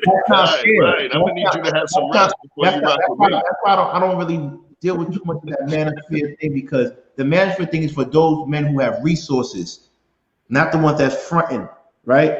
You can't really tell a woman you want sex and you know she worked 8 hours, took care of the kids, and cooked for you. Exactly. So if you want your woman to be able to please you the way she needs to please you, then you have to give her free time. They gotta go to spa, wash out, look good. You gotta give them time. You gotta give them that time to do that. Other than that, then you bugging. To me, you're bugging. To me, this is why I don't have kids. I'm 41. I don't have kids. I'm not married because I'm not gonna force the fact. And I wasn't as brave as Joshua to be confident enough to say, I want you, we're gonna make it work. That I respect that. That's the same thing, you know, I respect that. I respect that so much. But me, I didn't want to gamble. So I said, let me build myself up a little bit more. Now I can entertain the fact. Do I have millions? Right? But at the end of the day, I'm in a position where maybe I can't buy you every Chanel bag in the store, but I know we're going to live really good. I know our kids are going to go to private school. You know what I mean? I know that. You feel me? So I think men got it really messed up where we require women to do whatever we want them to do, but we're not giving them the lifestyle that they want. And also, women got it messed up too. The flowers got messed up too, because if a man is providing you all that, in my opinion, you should be at your best. If a man is providing you a livelihood that you don't have to work unless you want to, if she wants to work, let her work. But if she doesn't want to, really technically, if you marry a woman, she decides not to work, she can say no. Yeah, my wife took off, like she went to college. You know, she thought she was gonna be working modern woman. Oh Lord, when that baby came, 5 years later, she didn't work. This is what I'm saying. Like, first of all, it's a lot of weirdos out there. I don't want nobody around my children but my wife. I don't. My wife needs to be the one that takes care of my child and be up on everything. And I don't, that's just me. That's just, I just can't do that. Fellas. Well, I want to say thank you, Josh. No, thank you guys. Man. And come up here anytime you want to. And you can stay in the green screen, the black room. And what happens is if you want to come up, just nod your head for the next topic. I appreciate you. All right. Thank you. Thanks for your honesty, Josh. We appreciate you, fam. Yeah, fellas, man. You know, I ain't gonna lie to you. I ain't gonna lie. Josh is the reason why I did this. He sees the progression of every one of us, and he was brave enough to talk about it. So I'm grateful for that. I'm really, really, really grateful for that. So we're gonna talk about this. We need some more likes, though, man. We need 100. We need 14 more to get 100, and we need y'all to invite your friends, subscribers, tell them to come through. This is a friendly, dope environment. We didn't keep it too much spicy today. We had a little bit, but you know, right now we just making sure that you have these quality content. We're not doing this high value man type content. We're not going to do stuff like that. We're going to have some real content. Not one show we didn't have some real content. Not one show, and we're going to keep that coming. Somebody was coming up. Okay. Please let me know if y'all want to come up. Share with your friends, please. We need to hit the 500 mark before the weekend. We only need 14 likes to get 100. We need 14 likes. Yeah, we need 14 likes to get 100. Okay, thank you. We should at least have that with the amount of people that are in here. Yeah, we should have that. Hopefully it comes through. If it's not, it's still love regardless because we still winning.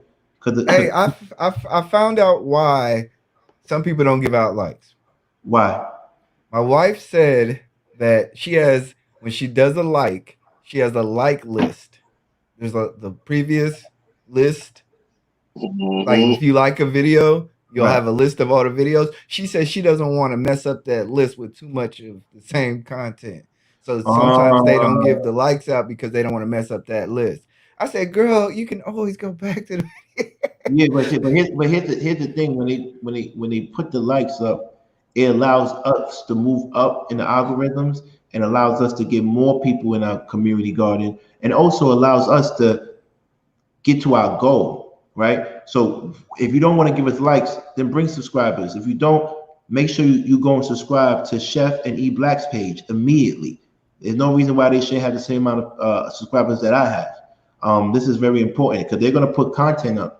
But if you know, just like you flowers, if you don't feel wanted, you're not going to show up. We need to feel wanted, right? We need to feel wanted because I'm giving up my evenings for y'all, and I love y'all. We're not here asking y'all for anything. We just want to have y'all amongst us. We love y'all presence, and I just want to get the likes up. That's like virtual currency. It costs you nothing. It costs you nothing to do that for us, and we appreciate you just for even being here. Thank you so much. Let's talk about the main topic. Now we're gonna get busy. Is love a package deal? Is love a package deal? I need somebody, a flower, to come up here. I want to talk to one of y'all.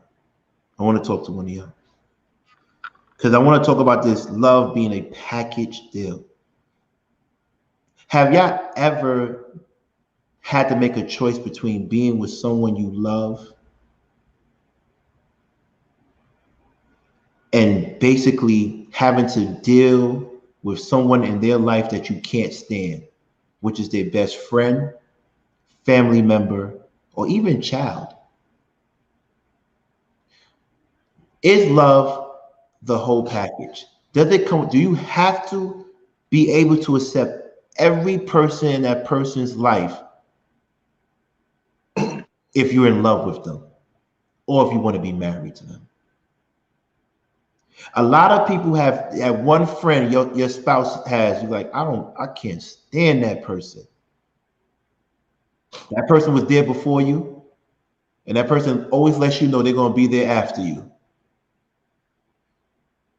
Do you have to deal with the people in your spouse or your lover's life if you do not like them, respect them, or want to be connected to them? Let's talk, brothers.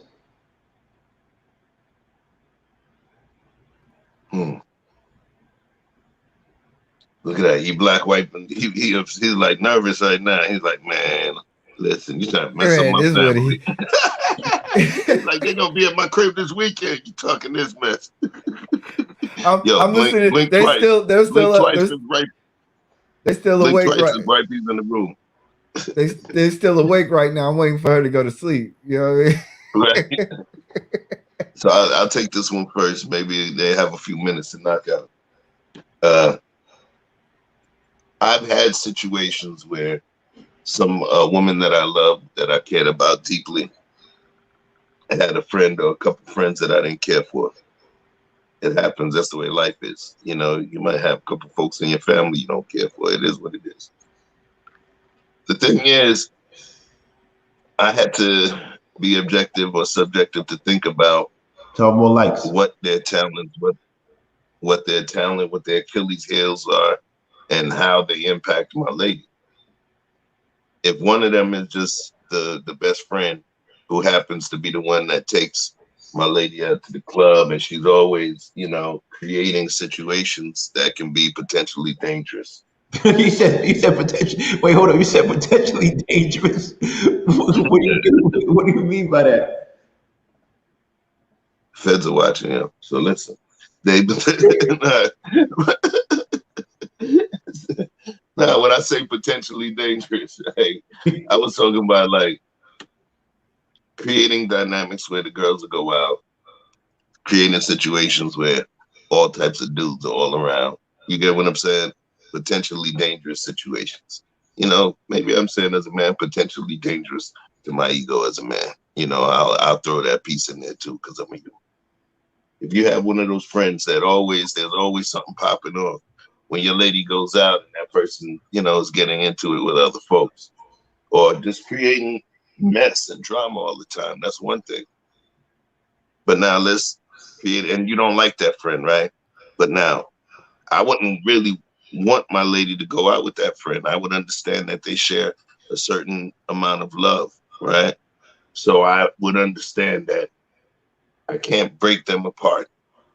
So I would have to understand they're going to be together. But now, the other scenario, it's the other friend that I don't like. Whenever me and my wife are getting into an argument, she may be the one that, even if she agrees with me, she's taking her side, right? Well, first I have to say, damn, and you're loyal as hell. You're loyal as hell. I want, if anybody's going to be around with the person that I consider to be, you know, entangled with, I want them to be around people that they can trust and that possess a certain level of loyalty. You know, her best friend may be stubborn as hell, you know, and always jumping into her defense. But that friend is also going to be that same kind of friend when they're out and about. And if somebody tries to mess with her, they're going to, you know, move with the same level of enthusiasm.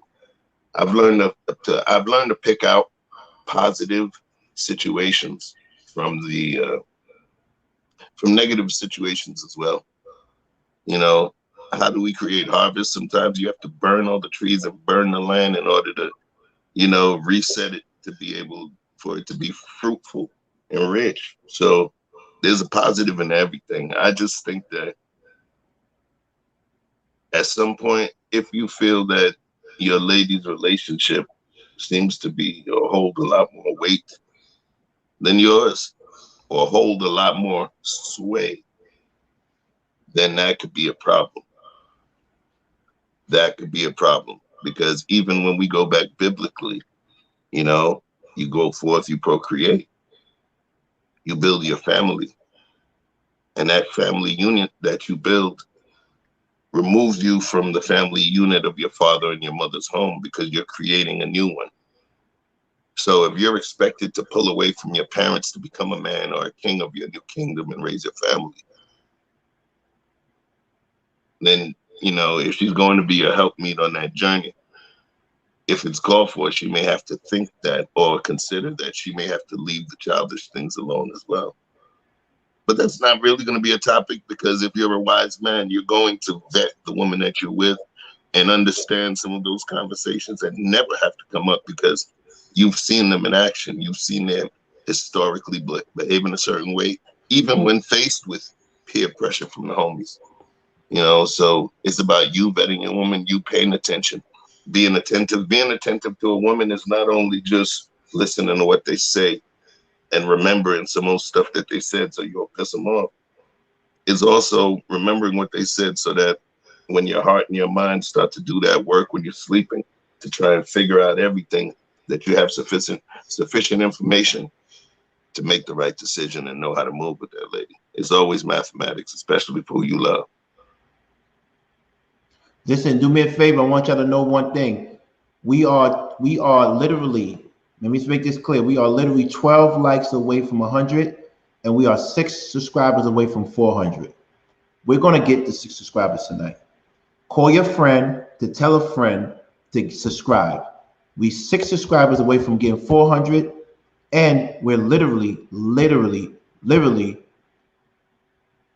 12 likes from 100. Please, let's make this happen. We're only 2 hours and we're doing really, really good. So this was tough because I thought about our relationship, my relationship, right? And you know, I'll say it like this: as long as the people in the relationship that are involved, the people around you are contributing positivity to the relationship, that it's all good. You know, sometimes you'll have those friends that are just, they don't contribute much other than a good time.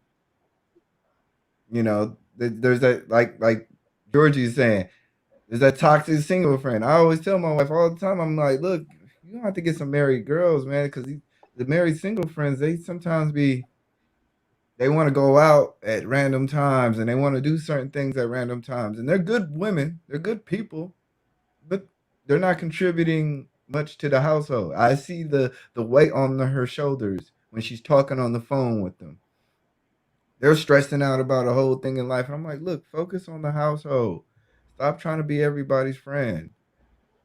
So to an extent, I would say, yeah, you know, it's not a package deal. You Right. know, Let me ask you a question. Would you give an ultimatum? Have you guys ever give an ultimatum? Either you stop talking to that person who could potentially ruin our situation, or that family member that keeps on stealing, and or your brother who we always have to bail out. He's costing us money. But no, that's my family. My family, I got a belt. Have you ever gave an ultimatum? no, I haven't given an ultimatum. I think we both understand what has been. That's the good thing, is that we've been checking in with each other so much that we understand what positivity works for us, and we understand what the negativity does. Our whole mood changes, you know. So Flower. there's been times in which I've said, you know, she's told me, hey, some of your family members I don't like, and we may not go over there as much, but I tell her, hey, we're going to have to deal with them.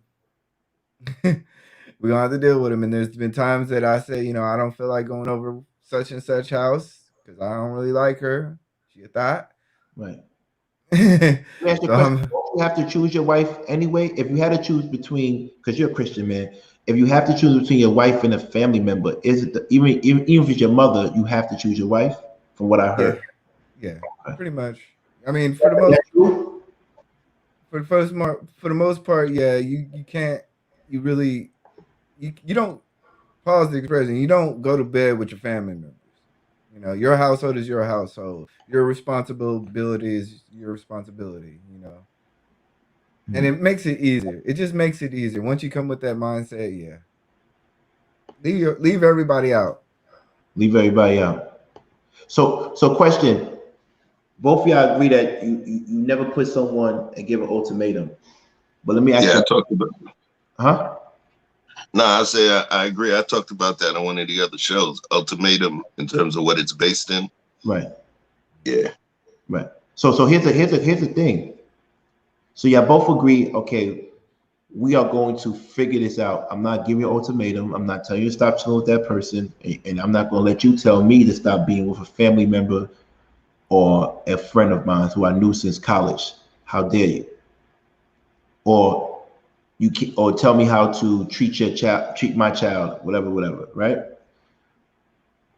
So how do you hold just that person accountable? So, because you're still with them, how do you hold them accountable to make sure that type of negativity or that dynamic doesn't seep into your personal relationship? How do you hold them accountable? Hold the other people Uh, accountable. Yes. How you hold your lover accountable or your wife accountable, not the other people, because you have no say, right? At least you have some type of influence because we don't control our woman. How do you keep her accountable not to let that affect your relationship? I'm gonna be I can like, speak to that. yeah, Oh, go go ahead. ahead. Go ahead. Go ahead.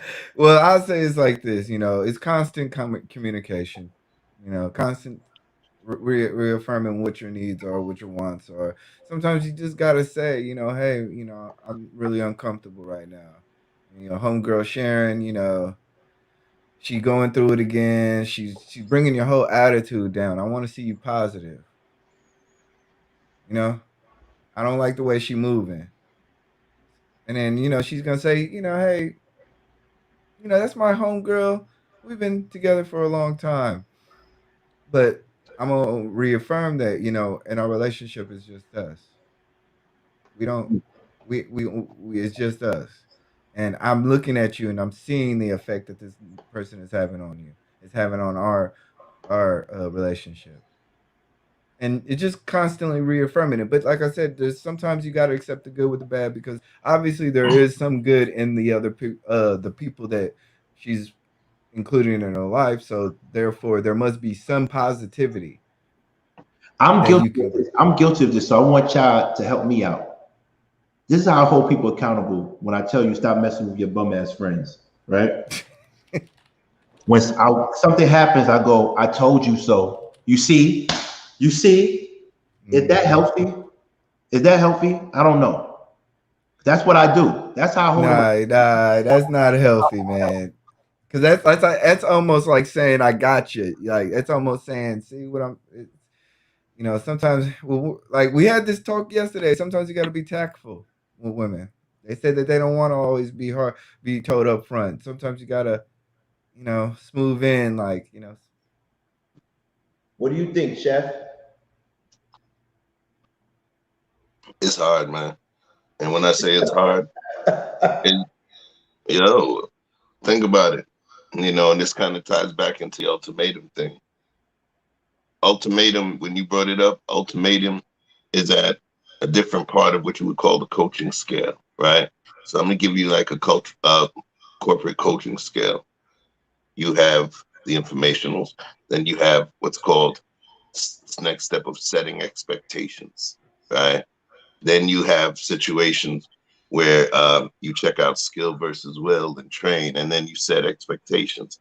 And then once you understand that that person does have the ability, not that they can't, but that they do have the ability to be that person or behave in a certain way that you are really looking forward to. You would celebrate it when you see it in action so they know that's what he wants. Basically showing what right looks like to you. Okay. So at this point, they understand how to do it.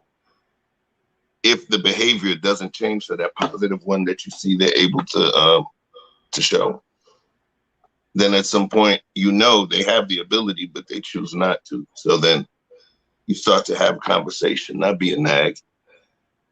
And then, you start at some point, once you see they know how to do it and they're able to do it, and it almost seems as they're starting not to care, then you would have questions with them. You would hot lap them. What that means is you would come back, make another lap around, try to figure out, hey, you know, let's talk about that thing we discussed about last week, baby. You know, is there anything that's preventing you from wanting to do it? Tell me, you know, does it seem like too much? Once you come to that agreement and that conversation, if she says, hell no, I ain't wanting to do it, that's another road that you travel and a road that you would work out together. But if she says, yes, I understand, I agree, cool. At some point down that scale is what they call the accountability conversation, because after all of those conversations, nothing's happened. You know, that's the conversation where it's like, look, this keeps happening. And I just asked you, you told me you understood. You let me know I wasn't being, you know, I wasn't being unreasonable in my request. But it's like, it feels like you don't care, you know. It's like, nah, baby, it's okay. It's like, you know, I'm just saying, man, like, I hear you. I don't want it to be a more serious conversation. Like, the more serious conversation is the point where within corporate America is where you start to move into discipline. Now, within a relationship, there is no discipline. Right. You get what I'm saying? Like, right, get on your knees. No, there's no discipline. It doesn't work like that. No spankings and all of that. So when we move to the ultimatum piece, that's the piece that gets really sticky. And I'm going to say why.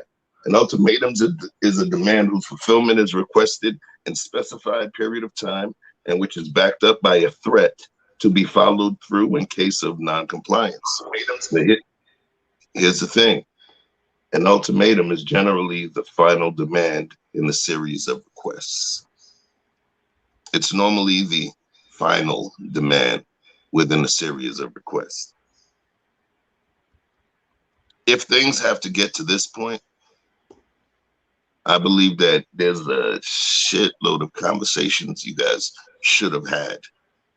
If it gets to this point, where ultimatum comes in, that means either you're not talking enough with her, you're not being clear enough about what it is that you want, or you're not paying attention, you know? So when I look at this particular conversation, I think that there's a lot more middle stuff that's not getting discussed that would take us to this point. In order to get to this point, it would be an ultimatum. I think that therapy or having, you know, speaking with your pastor, having some other sort of person with that you guys share emotional respect with to arbitrate the discussion. People you feel is balanced, you know, holla chef, whatever the case may be. It's too much. For me, I can't answer that question because there's too much stuff in between that would have had to take place or not take place in order to reach that point. Does that make sense? Yeah. Well, you know, to me, we as men, so I can't speak for Flowers, but hopefully the Flowers come up and they give their opinions. But we as men,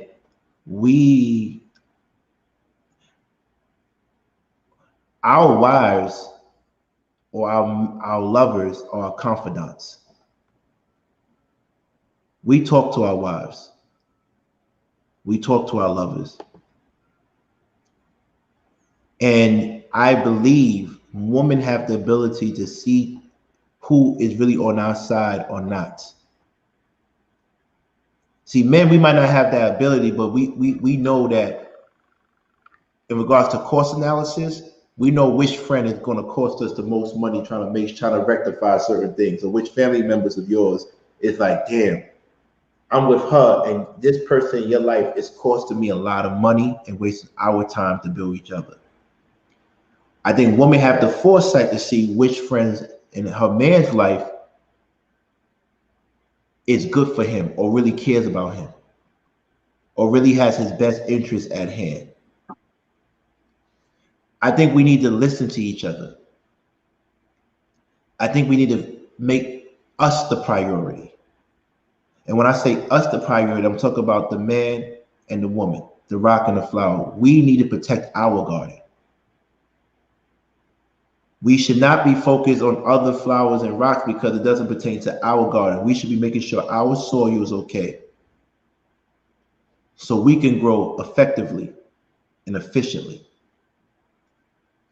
But it's hard because that person was in her life or his life before you. So how do you start that conversation? What are the first sentences that you say to someone to let them know, I know that person was in your life before me, and that person might have secrets of yours that you would never want anybody to know. This is what creates this bond. But for us to work out, you have to minimize the amount of time with that person. How do you start that conversation off? It's like a coaching session. You are It's like a coaching session. but you are a life coach. Right. So the thing is, right, they always tell you when you're coaching an employee, you know, you could be coaching a manager, a corporate exec, the frontline agent. When you're coaching an employee and you want to provide corrective coaching, you always start, if you have two things negative that you have to correct, you start with two things positive. You start with two things positive. Man, I got to tell you, Black, listen, man, the way you speak to those customers and you resolve those issues, it's just like you're fluid, man. You know, you just have a knack on the phone, and, you know, it really translates into positive number and production from all of the people. I could tell your team is really following you, and I like what's going on. Even the way that you were able to, you know, give us a good return on investment last month with your increased profits last month, man. That was pretty awesome. And I really appreciate you. But there was something else I just wanted to talk to you about. You know, there's been some conversation about your body odor in the office, you know, and the thing is, I want to make sure that, you know, you're able to keep doing that awesome job that you're doing. And I just don't want you to be off-putting to those people that you inspire so well. So it's not so much about me, you know, I just don't want your earthy fragrance to negatively impact, you know, the hard work that you do. You know what I mean? Now, boy, I turned you from the sexy guy to the stanky guy at work. But listen, man. when I say that, it would be, now here's the other version, right? Look, baby, yo, I can't even lie. I know Linda, yo, she's, yeah, that's your homie, man. Yeah, I've been there, and, you know, I really appreciate the fact that she'll hold you down and she'll watch baby girl when, you know, we want to do date night or something, you know, and I really appreciate it. But, yo, man, listen, she keeps calling every single night with these dude issues, man. She's toxic. You give her advice, she doesn't take it. You and I are doing what we're supposed to do. But now me, a dude that I'm supposed to do what I want to do, and now I'm trying to get me some special treats. But then you said you there consoling your homegirl. Come on, baby, it can't work. You know what I'm saying? And it's not because I'm pissed off at you. It's because I need some of you, but you on the phone with some of her. That's impacting my some of you time. It's always bringing the positive with the negative. Not because we're trying to, excuse my language, mind fuck the person. Nah, it's not about that.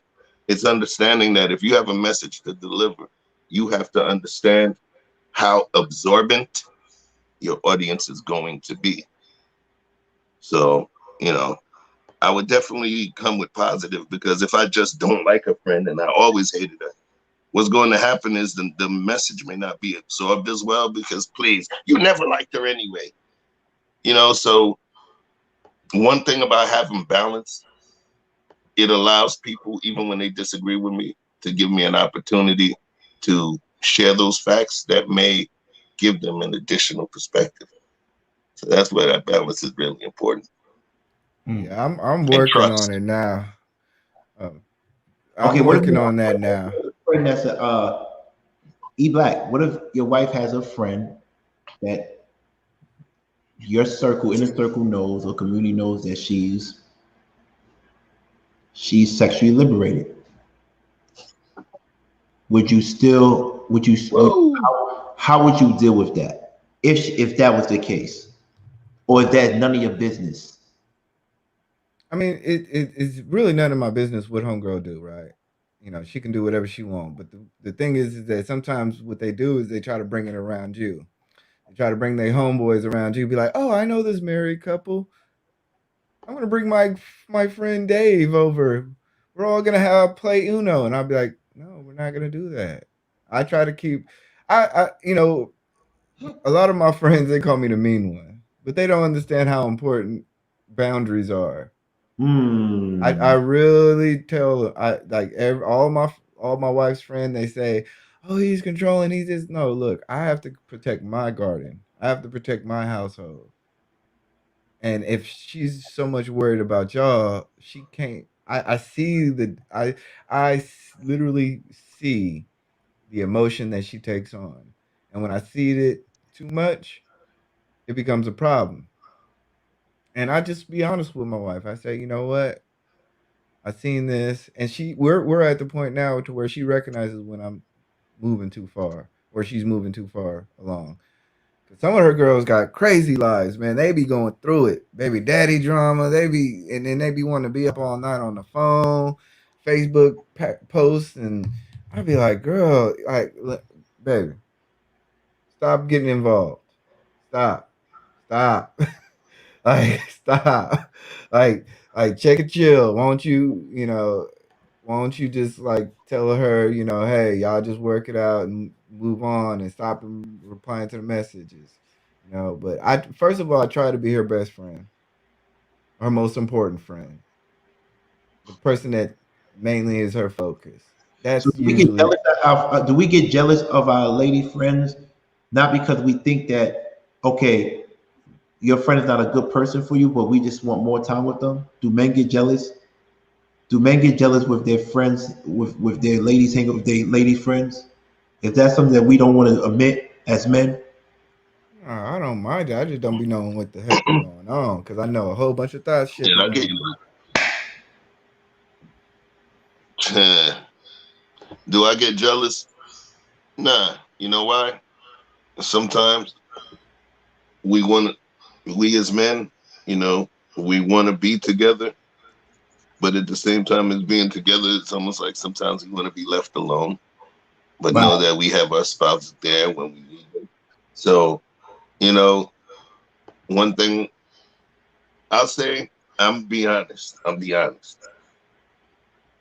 In order for me to feel jealous, and I can describe that jealousy or quantify it, it may be jealousy of the fact that, God damn, I was trying to chill and, you know, me and you just kick our feet up and watch something on the TV, order some sushi and lay back. And then, you know, but you want to go, you know what I'm saying? You want to go downtown with the homie. It's not so much of what she's going to do, but the fact that, damn, I wanted to do something that I took for granted that that time would be available. I make moves. I go to the studio. I go to the office. You know, cooking. I'm doing this. I'm doing that. So that time that might have been freed up for her, she has a high degree of understanding. So I also have to understand that, and also you need that time away from your mate to create that level of longing. You need that time away from your mate to create that level of longing.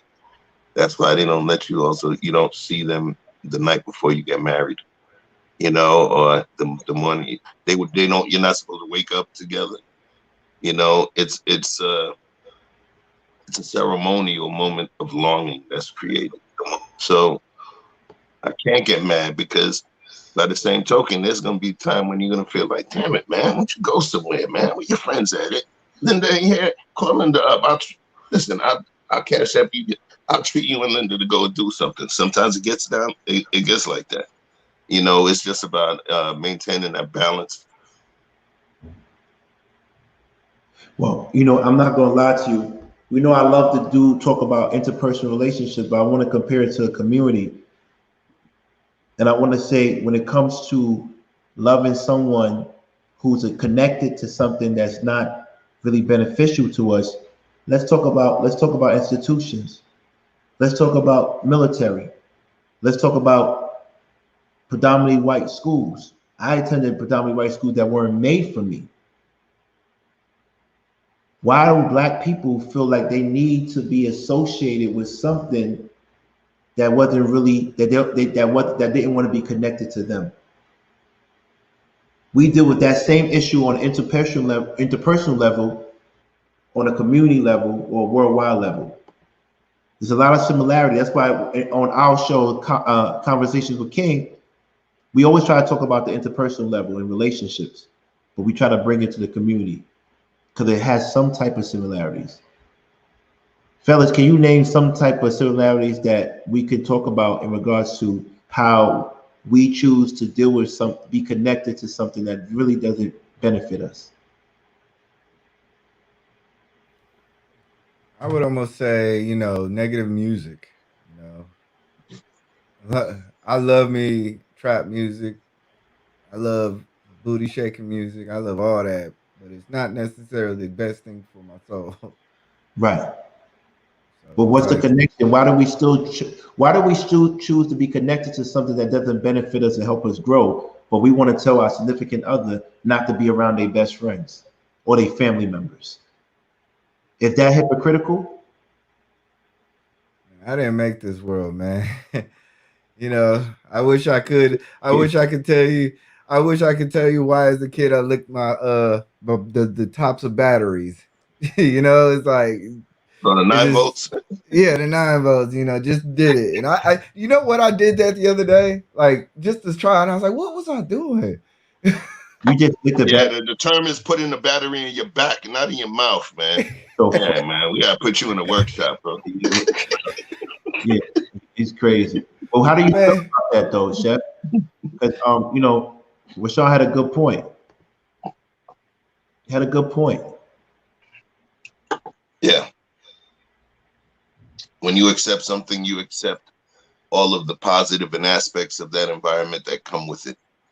And if you, as a intellectual person or just slightly intelligent person, all of the positive and aspects, you pay close attention to the variables. You pay close attention to the layout of the land. We do chess here, not checkers. One of the things in chess is thinking 15 moves ahead and more, coming with certain types of opens, being able to adapt your attack plan based on changes or sharp moves that the other person made. And all of that comes with information. All of it comes with information. This country, there's so much that's taken place. We do call it the greatest nation in the world. Right. When we do call it the greatest nation in the world, do we really take into account everything that's taken place? Do we even take into account things that exist within other parts of the world that exist in a better way than ours, and they have less money than ours? But we call it the greatest country in the world. I think that it's a choice. It's the things that you choose to accept. There's some guys that would stay with a girl that's beautiful, fight for the level, great proportions, but her breath perpetually smells like garlic, But the thing is, what's important to them is having, a beautiful woman on their arm, even if that person hates garlic. It's a choice that you make, and you weigh the pros and cons, and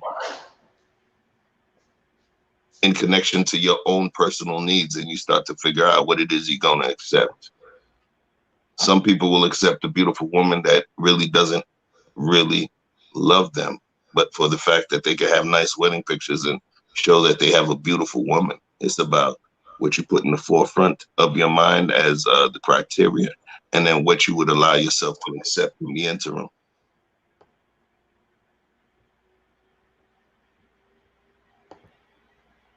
And we're quiet. Yeah. Yeah. But that's a good point though. We need to understand that we are part of systems and institutions that we fell in love with but are associated with certain things that we don't tolerate. I'm associated with institutions that are associated with slavery. I'm associated to a government that's associated with slavery. But when we come to our personal life, I feel like we want to be more controlling of that, right? You want to tell your significant other not what to do, but you yourself are associated with things that are not associated, that's not associated with something that you really want a part of your life. So what do? I think we all need to be humble. I think we all need to just take time to relax and be like, hey, you know what? Whoever I choose to be with, or whatever institution I choose to be with, I understand it comes with a past. It comes with some negative, toxic past. But I'm going to take the good with the bad. Life is like the playoffs, in my opinion, where you just want to win most of the games. You might not win all the games, but if you win most of the games, you move to the next level, the NBA playoffs, at least. Best out of 7. And that's how I conduct my life. I don't expect to marry someone with a perfect background or perfect family or perfect friends, but as long as she's the majority of her and her circle is good, I'm content with that. But on a brighter note, we have reached over 100 likes, but we are missing 2 subscribers to make 40. Can we get those 2 subscribers for tonight? Somebody just give us 2 subscribers, please. Please. Because if we did this in less than 2.5 hours, this might be an early night. I don't know. I want to take tomorrow off because I have to go out. I want to have a love life. We told you this thing here is bigger than your ball sack. Stop being selfish. You're funny. Selfish is only for the married guys. That's all right. We didn't get they put in work. We didn't get any callers. We didn't get any callers tonight, except for Joshua, and he was like the best. He was the best. Joshua had a text. But I also need those 2 subscribers because we're gonna call it a night. 2 hours and 30 minutes. That's good. Oh, somebody said take tomorrow off. Should we take tomorrow off if we get 400? Or no? What do you think? Yo, special shout out to the person who said take tomorrow off. I want to send a special shout out and all the love possible, and all of you folks, you see the enthusiasm? All of you folks with short attention span need to send love and cash app to Arshawn Dave. That brother there literally would go into the comments and create timestamps for each of our videos. Oh, King, yeah. You got to copy and paste those timestamps into the description. Oh, yeah. Okay. Into the description so that, short attention span theater, right. Gets all the people it needs. I'm going to do that. Arshawn Dave, thank you. Thank you. Sometimes the most beautiful thing of your ecosystem is when somebody does something that you didn't expect, but it shows they revere what you're doing. It goes back to that most beautiful scene. What up, Milf on the Move? It goes back to that most beautiful scene in Hustle and Flow when old girl came and brought Terrence Howard's character. Right. And then brought him the old lava lamp. And she gave it to him. Well, I just picked it out. I thought you might need it. Hey, and it was something as simple as that. And he sat there and he just looked like, when somebody takes that. I'm sorry, drop the link. No, you good. When somebody takes the time out of their day and whatever's going on in their life and their mind, and they see something and they think about how it can make your ecosystem better, that's positive. It's a positive thing. Listen, we need the 2 more subscribers to make it 400. Please give us 2 more subscribers. So good looking out, Arshawn Dave. Arshawn David, you're a soldier. We appreciate you truly. I always say I'm grateful for you. Please, 2 more subscribers.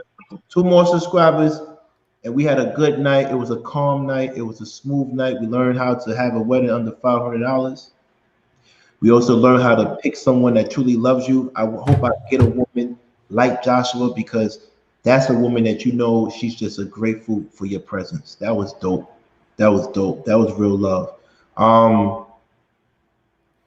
You know, like right now, I'm just holding for the 2 likes. Is MILF coming up? Because I know she was supposed to come up earlier, but she's not coming up, or she says I'm spectating tonight. I'll definitely be active in the comments.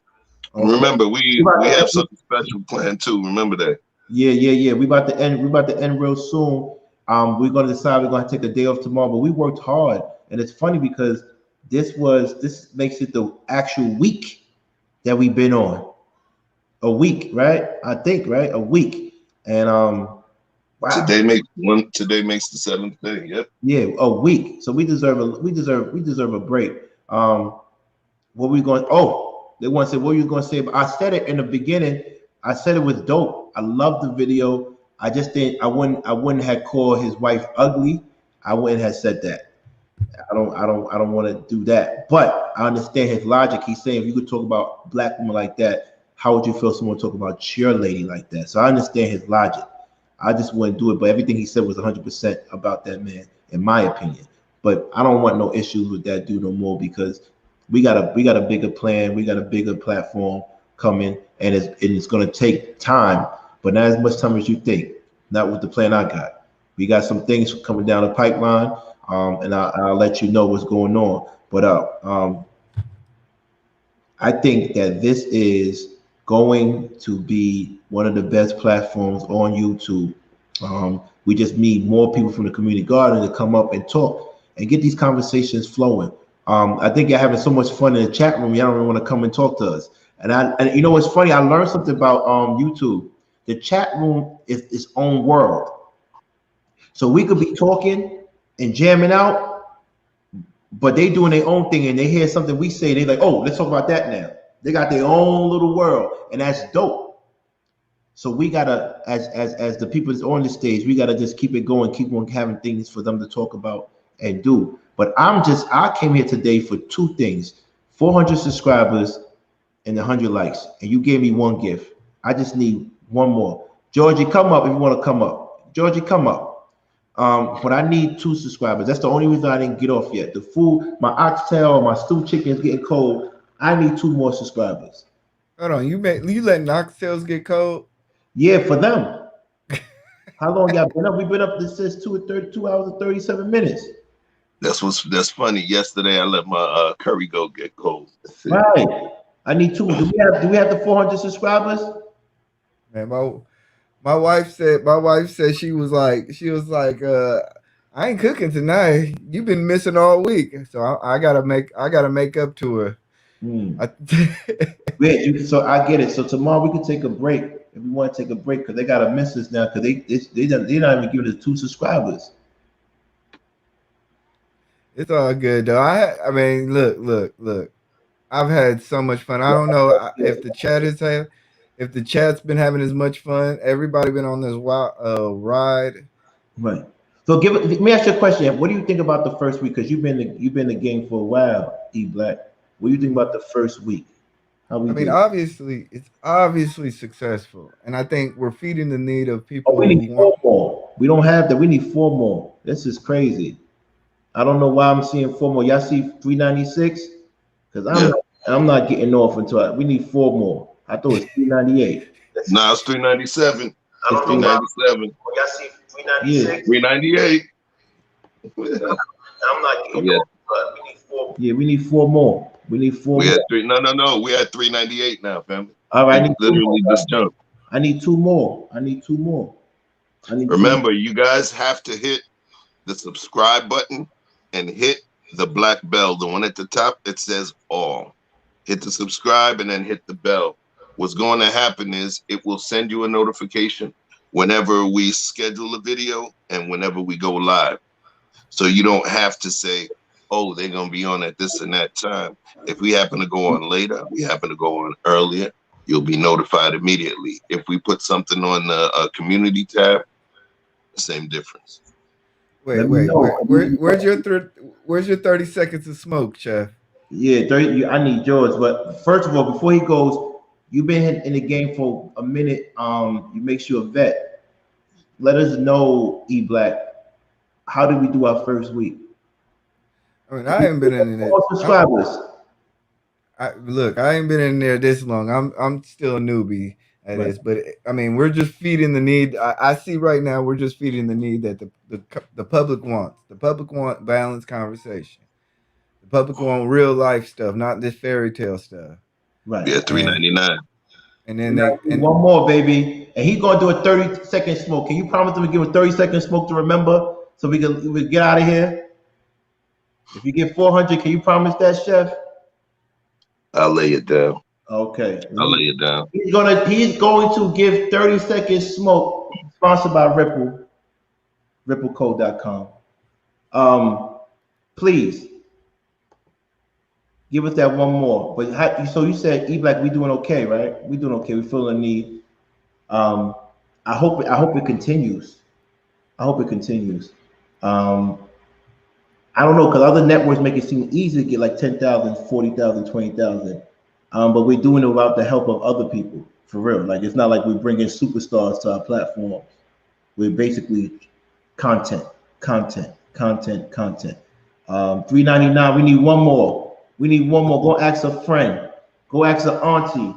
Go ask your side dude. He owe you one. well, we're also not clickbaiting the audience. Mm-hmm. Yeah. You know what I would like to, you know what I would like to know. I would love to know from the audience right now, kind of why you feel this channel is probably a channel that you would spend the next 2.5 hours on. You know, other than just this obvious swag of my shirt and I you mean, know they probably doing work in the house, and it just keeps them busy. Something to listen to, something different. They probably saw all the shows on Netflix, so they bored. You know, everybody's a superstar. I'm surprised Terry didn't come up. If the content, somebody said the content. I'm telling you, it's the content. Uh-oh. We at 400. We at what? We at 400. get the clock. 400. Get the clock. Get the clock. Get the clock. Everybody get the clock. He's about to do. He is about to go. Yeah, I might give you 60. Get the I might clock. give you 60. Somebody put 3 up. You need 60? I said I might give you 60 just because. Oh, we just to actually- celebrate actually, 407 days. 407 days. So that sounds like a love novel. 407 days. But listen, Right. that's a part 2 to your book. Hey, word. Thank you so much. Thank you so much, Mika. Thank you so much, Flower. Thank you so much. Listen, 60. Let's go. They put it up, baby. They put it up. Hold on, somebody said I got an accent. Oh, wow. You ready? Let's go. Give me the 30 seconds, man. 30. To you, who shall not be named, you got to understand how I move is not going to be movements that you're going to be able to telegraph. You're not going to understand the angle that I'm coming from. You're not going to understand why. You do things for the reasons that you do things. I do things for the reason that I do things. I may lack notoriety within other places that I've never touched, but the places that I've touched, you know, my name is known and I've had a positive impact everywhere I go. What's important to you does not mean shit to me. So when you attempt to make an attack or you attempt to judge me based on what you're doing and what's important to you, you can't touch me. I'm at a higher level of vibration. I'm in the guest room of my house doing this thing. I'm not going to record in the recording studio, but I'm doing this thing in the guest room of my house because what's more important is the message. Still filming on my potato. You know, this one is a Idaho, right? So a couple more megapixels. But the thing is, I don't know shit about this production game when it comes to the internet and YouTube. In terms of the business that I was in, there was people that handled it for us. But at this point, I have a message. And over the course of 7 days, I was able to touch more than the folks that I've touched. I got a phone call, and I'll keep it short, from one of my homies that's not really, he'll tell you, yeah, I don't really be into that intellectual shit, OG. he said, yo, OG, I'm proud of you, man. It's like actually seeing you being the OG that you've been to us, to all of them people, man. I'm so proud. It would be 10 of us in the room agreeing to the same shit. And then you come and you give that perspective, that angle, and it changes everybody. Yo, man, I'm so happy. It's like we sharing our OG with the world. That made me proud, man. Do that shit with all your million followers. You do that. You tell me that. You talk about that feeling. I'm still humble enough to be able to enjoy the fact that I made a stranger happy. Tell me what you got. Yeah, you don't have that shit because you still chasing. Grow up, family. Or holler at me. We have a private session. Peace and love, my beloved.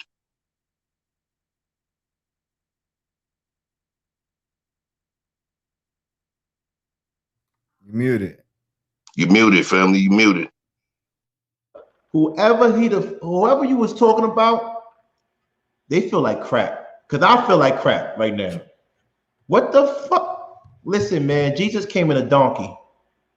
So don't tell me about no fucking production. Don't tell me how your presentation. Don't talk about your cameras. Don't talk about your stage. Where's your content? Where's your substance? I don't know. Is Kevin Samuels getting residual for every time you use his topics? He get residuals?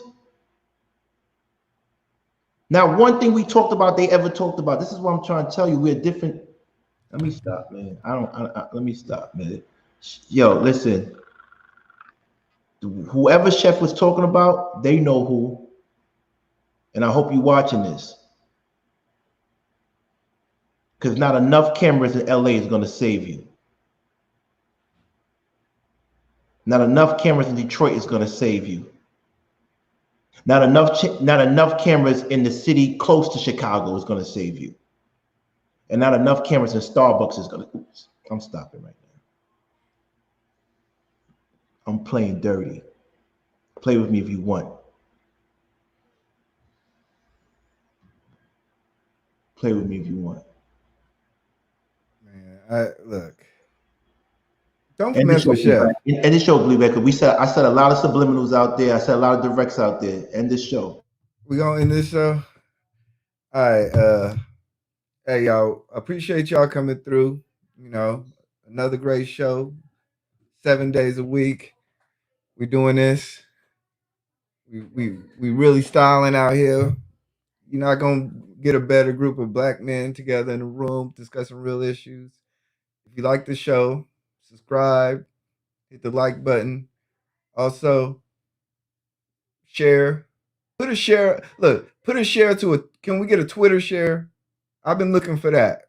Can we get somebody who has a Twitter page? Could y'all share it out? You know, this stuff is real. So, you know, I ain't gonna talk too much. Sometimes I be feeling like I'm gonna be like King one day and just be going off on cats. So I try to be moderate. But, you know, thank y'all for coming through. We love the likes. We appreciate y'all. Shout out to the flowers. Shout out to the rocks. I hope y'all enjoy our rest of y'all evening. I might be having to go get my last pay. I might have to get my last paycheck tonight, y'all. I forgot to tell y'all. You going full fledged? I might have to go. You know, I had to call HR, and you know, they said I got to get my last check, so I might have to go there. Ooh, spicy. Shout out to Barbie Tina. We love you. We just saw you right now. Shout out to Barbie Tina. Shout out to Barbie Tina. But good night, everybody. We appreciate you. We love you. And we trying to keep the peace, man. We try to keep the peace, man. But we're not going to let it go. We want peace. We don't want no problem. Listen, we the ones that's undermanned. We already heard about the David Goliath story. We the ones with the rocks and the sling. We're the little guy. Stop. Please stop. Before your Goliath collapse. I'm telling you, stop. Because I'm not playing. I'm not like Chef. Chef is you know who Chef is? Chef is that guy that did so much dirt, he's trying to make up for his karma. That's why he's not getting busy. I'm telling you, this man, Y'all keep on pushing this man, and he's trying to be cool. I'm telling y'all, leave us alone. Please leave us alone. Listen, please, I'm begging you. Please leave us alone, because when I really go, I'm gonna go. I'm gonna go, and I'm gonna say what it is, what it really is. And don't play with algorithms and analytics. Don't do that. Don't make it a numbers game. You still funny. You still hiding your subscribers. What's funny? Who? 20 what? No, I said what's funny is each time a minion comes over, it's like one of us comes with like a magic finger and touches that weapon they form against us and turns it into flowers. All right. Right. Each of the interesting characters that have ventured over, you know, from the other side, you know, seems as though they came with some preconceived notions. But like I said, what's beautiful and powerful about it is, you know what I mean? We slapped them around, but gave them some hugs after that. Yeah. You know, and it is what it is. You know, sometimes love has to be tough. You know, sometimes the thicker the skull, you know, the larger the boulder to crack open and insert some love into it. But shit, man, like I said, I'm not throwing any smoke. This is a cool thing, man. Thanks for listening, and yeah, thanks for listening. Listen, I'm gonna say it one last time. If you associate yourself with men that promote beating women, I don't want to be around you anyway. I never disrespected your wife. I could care less about everything you're doing with your life. But when you talk about and joke around about that, that's not cool. And also at the end of the day, if how much can a man give you to sell your soul to the men that's associated with him? How much can they give you to sell your soul? Because the only person that stood up and said, and I have the tape, that stood up and said, yo, I don't promote men hitting black women, was E Black. So everybody calling him saying, oh, he weak. He wasn't weak that day because his principle wouldn't allow him to sit still. So that's what that's worth it. That's what you want to do. That's what you want to do. Like I said, please don't play with David. Don't play with David. That's our name. That's our code name, David. Don't play with David. Don't play with David. Because then we're going to have to just live up to the prophecy and bust you upside your head and take what's ours. Don't play with David. Leave us alone. Stop with that potato. Stop, yeah, with that. Stop with a webcam. I'm going to hit you in the head with a webcam. Stop playing with us. I'm gonna show you the glory of God by surpassing you with a webcam. Stop playing with us. Stop. You big dog, show your subscribers. Be transparent. Be transparent. My subscribers will always be up there. I'm letting you know what I got. If I have one, I'll be happy. If I had 400,000, I'll be happy. At the end of the day, that's the ones I work for. Every 400 subscribers I got, I worked for it. Chef worked for it. E Black worked for it. Every single one. It's a difference between us. I don't know if you got robots or you got people in India or Bali, whatever you got subscribing because they see it, whatever, however you play with the algorithms. I'm telling you, all 400 I earned. 7 days. 7 days. When you thought you was just gonna cut me off and not let me speak my narrative. I'm telling you, it's gonna get really nasty with y'all. Chill out. Don't follow that man. That man's he got y'all by your necks. Don't follow that man. Don't follow that man. We know who he is. That's the wicked wizard. That's the Wizard of Oz. You know the short guy that sits in the. That's the Wizard of Oz. That's who he is. He's the Wizard of Oz. There's nothing wrong with being short. I like all my toughest guys I know are short. How about that? The toughest guys I know in my hood are short. But that man is the Wizard of Oz. Be careful with him. Be careful because he's telling you some dreams. Joseph in the Technicolor Versace dream coat. Right. Believe in yourself. And don't follow behind cats. Click your heels. Believe in yourself. because that man's gonna have you crash into a wall. Remember, I told you that. Watch this. Man, and don't beware. listen. Let me just say this tiny piece. Beware of a man that says you don't need to have friends. You don't need to have friends. Don't worry about them if they don't follow. You don't need any friends. If you don't have any friends, don't worry. Just subscribe to me. I'm the only friend you need in life. That sounds like something that God says, no? That sounds like something that our Lord and Savior says. You know, lean on to me. You don't need any of that other stuff. You know, so you know, that's all I have on that, man.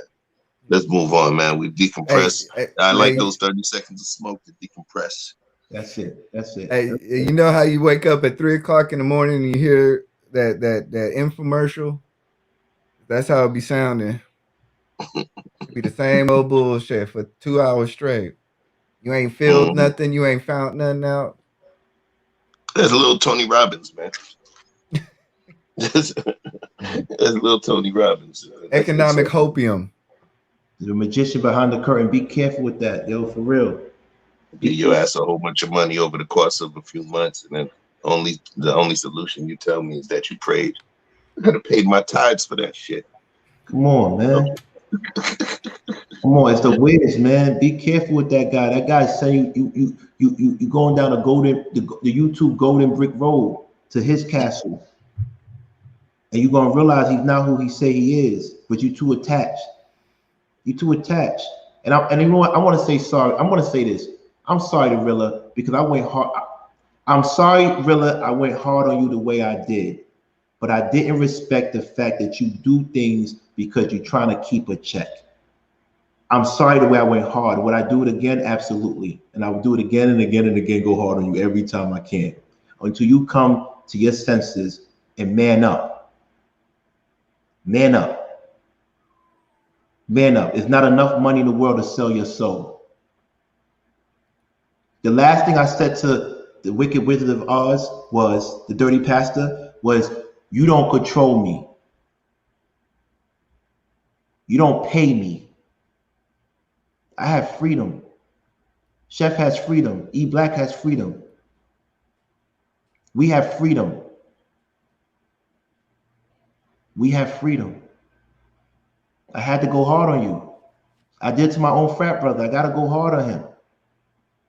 I got to. Because they chasing a dream that's not theirs. It's over. Let it go. We want freedom, man. We want freedom. He lied one time. You could go and put it on. He said, I made these guys millions. I said, and I asked y'all both, Lapeef and Rilla, did he make y'all millions? Y'all kept quiet.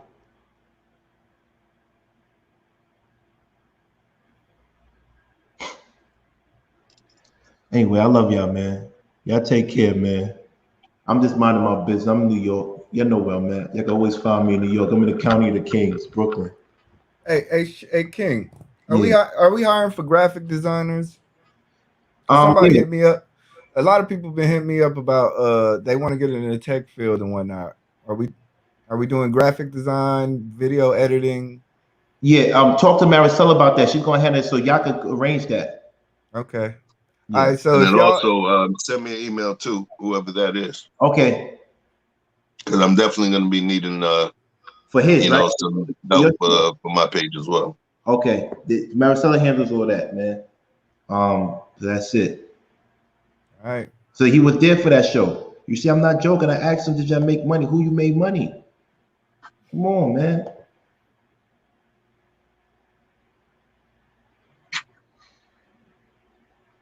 Listen, man, we out, man. It's a good night. 3 hours, that's good. We did good, right? Kept it organic.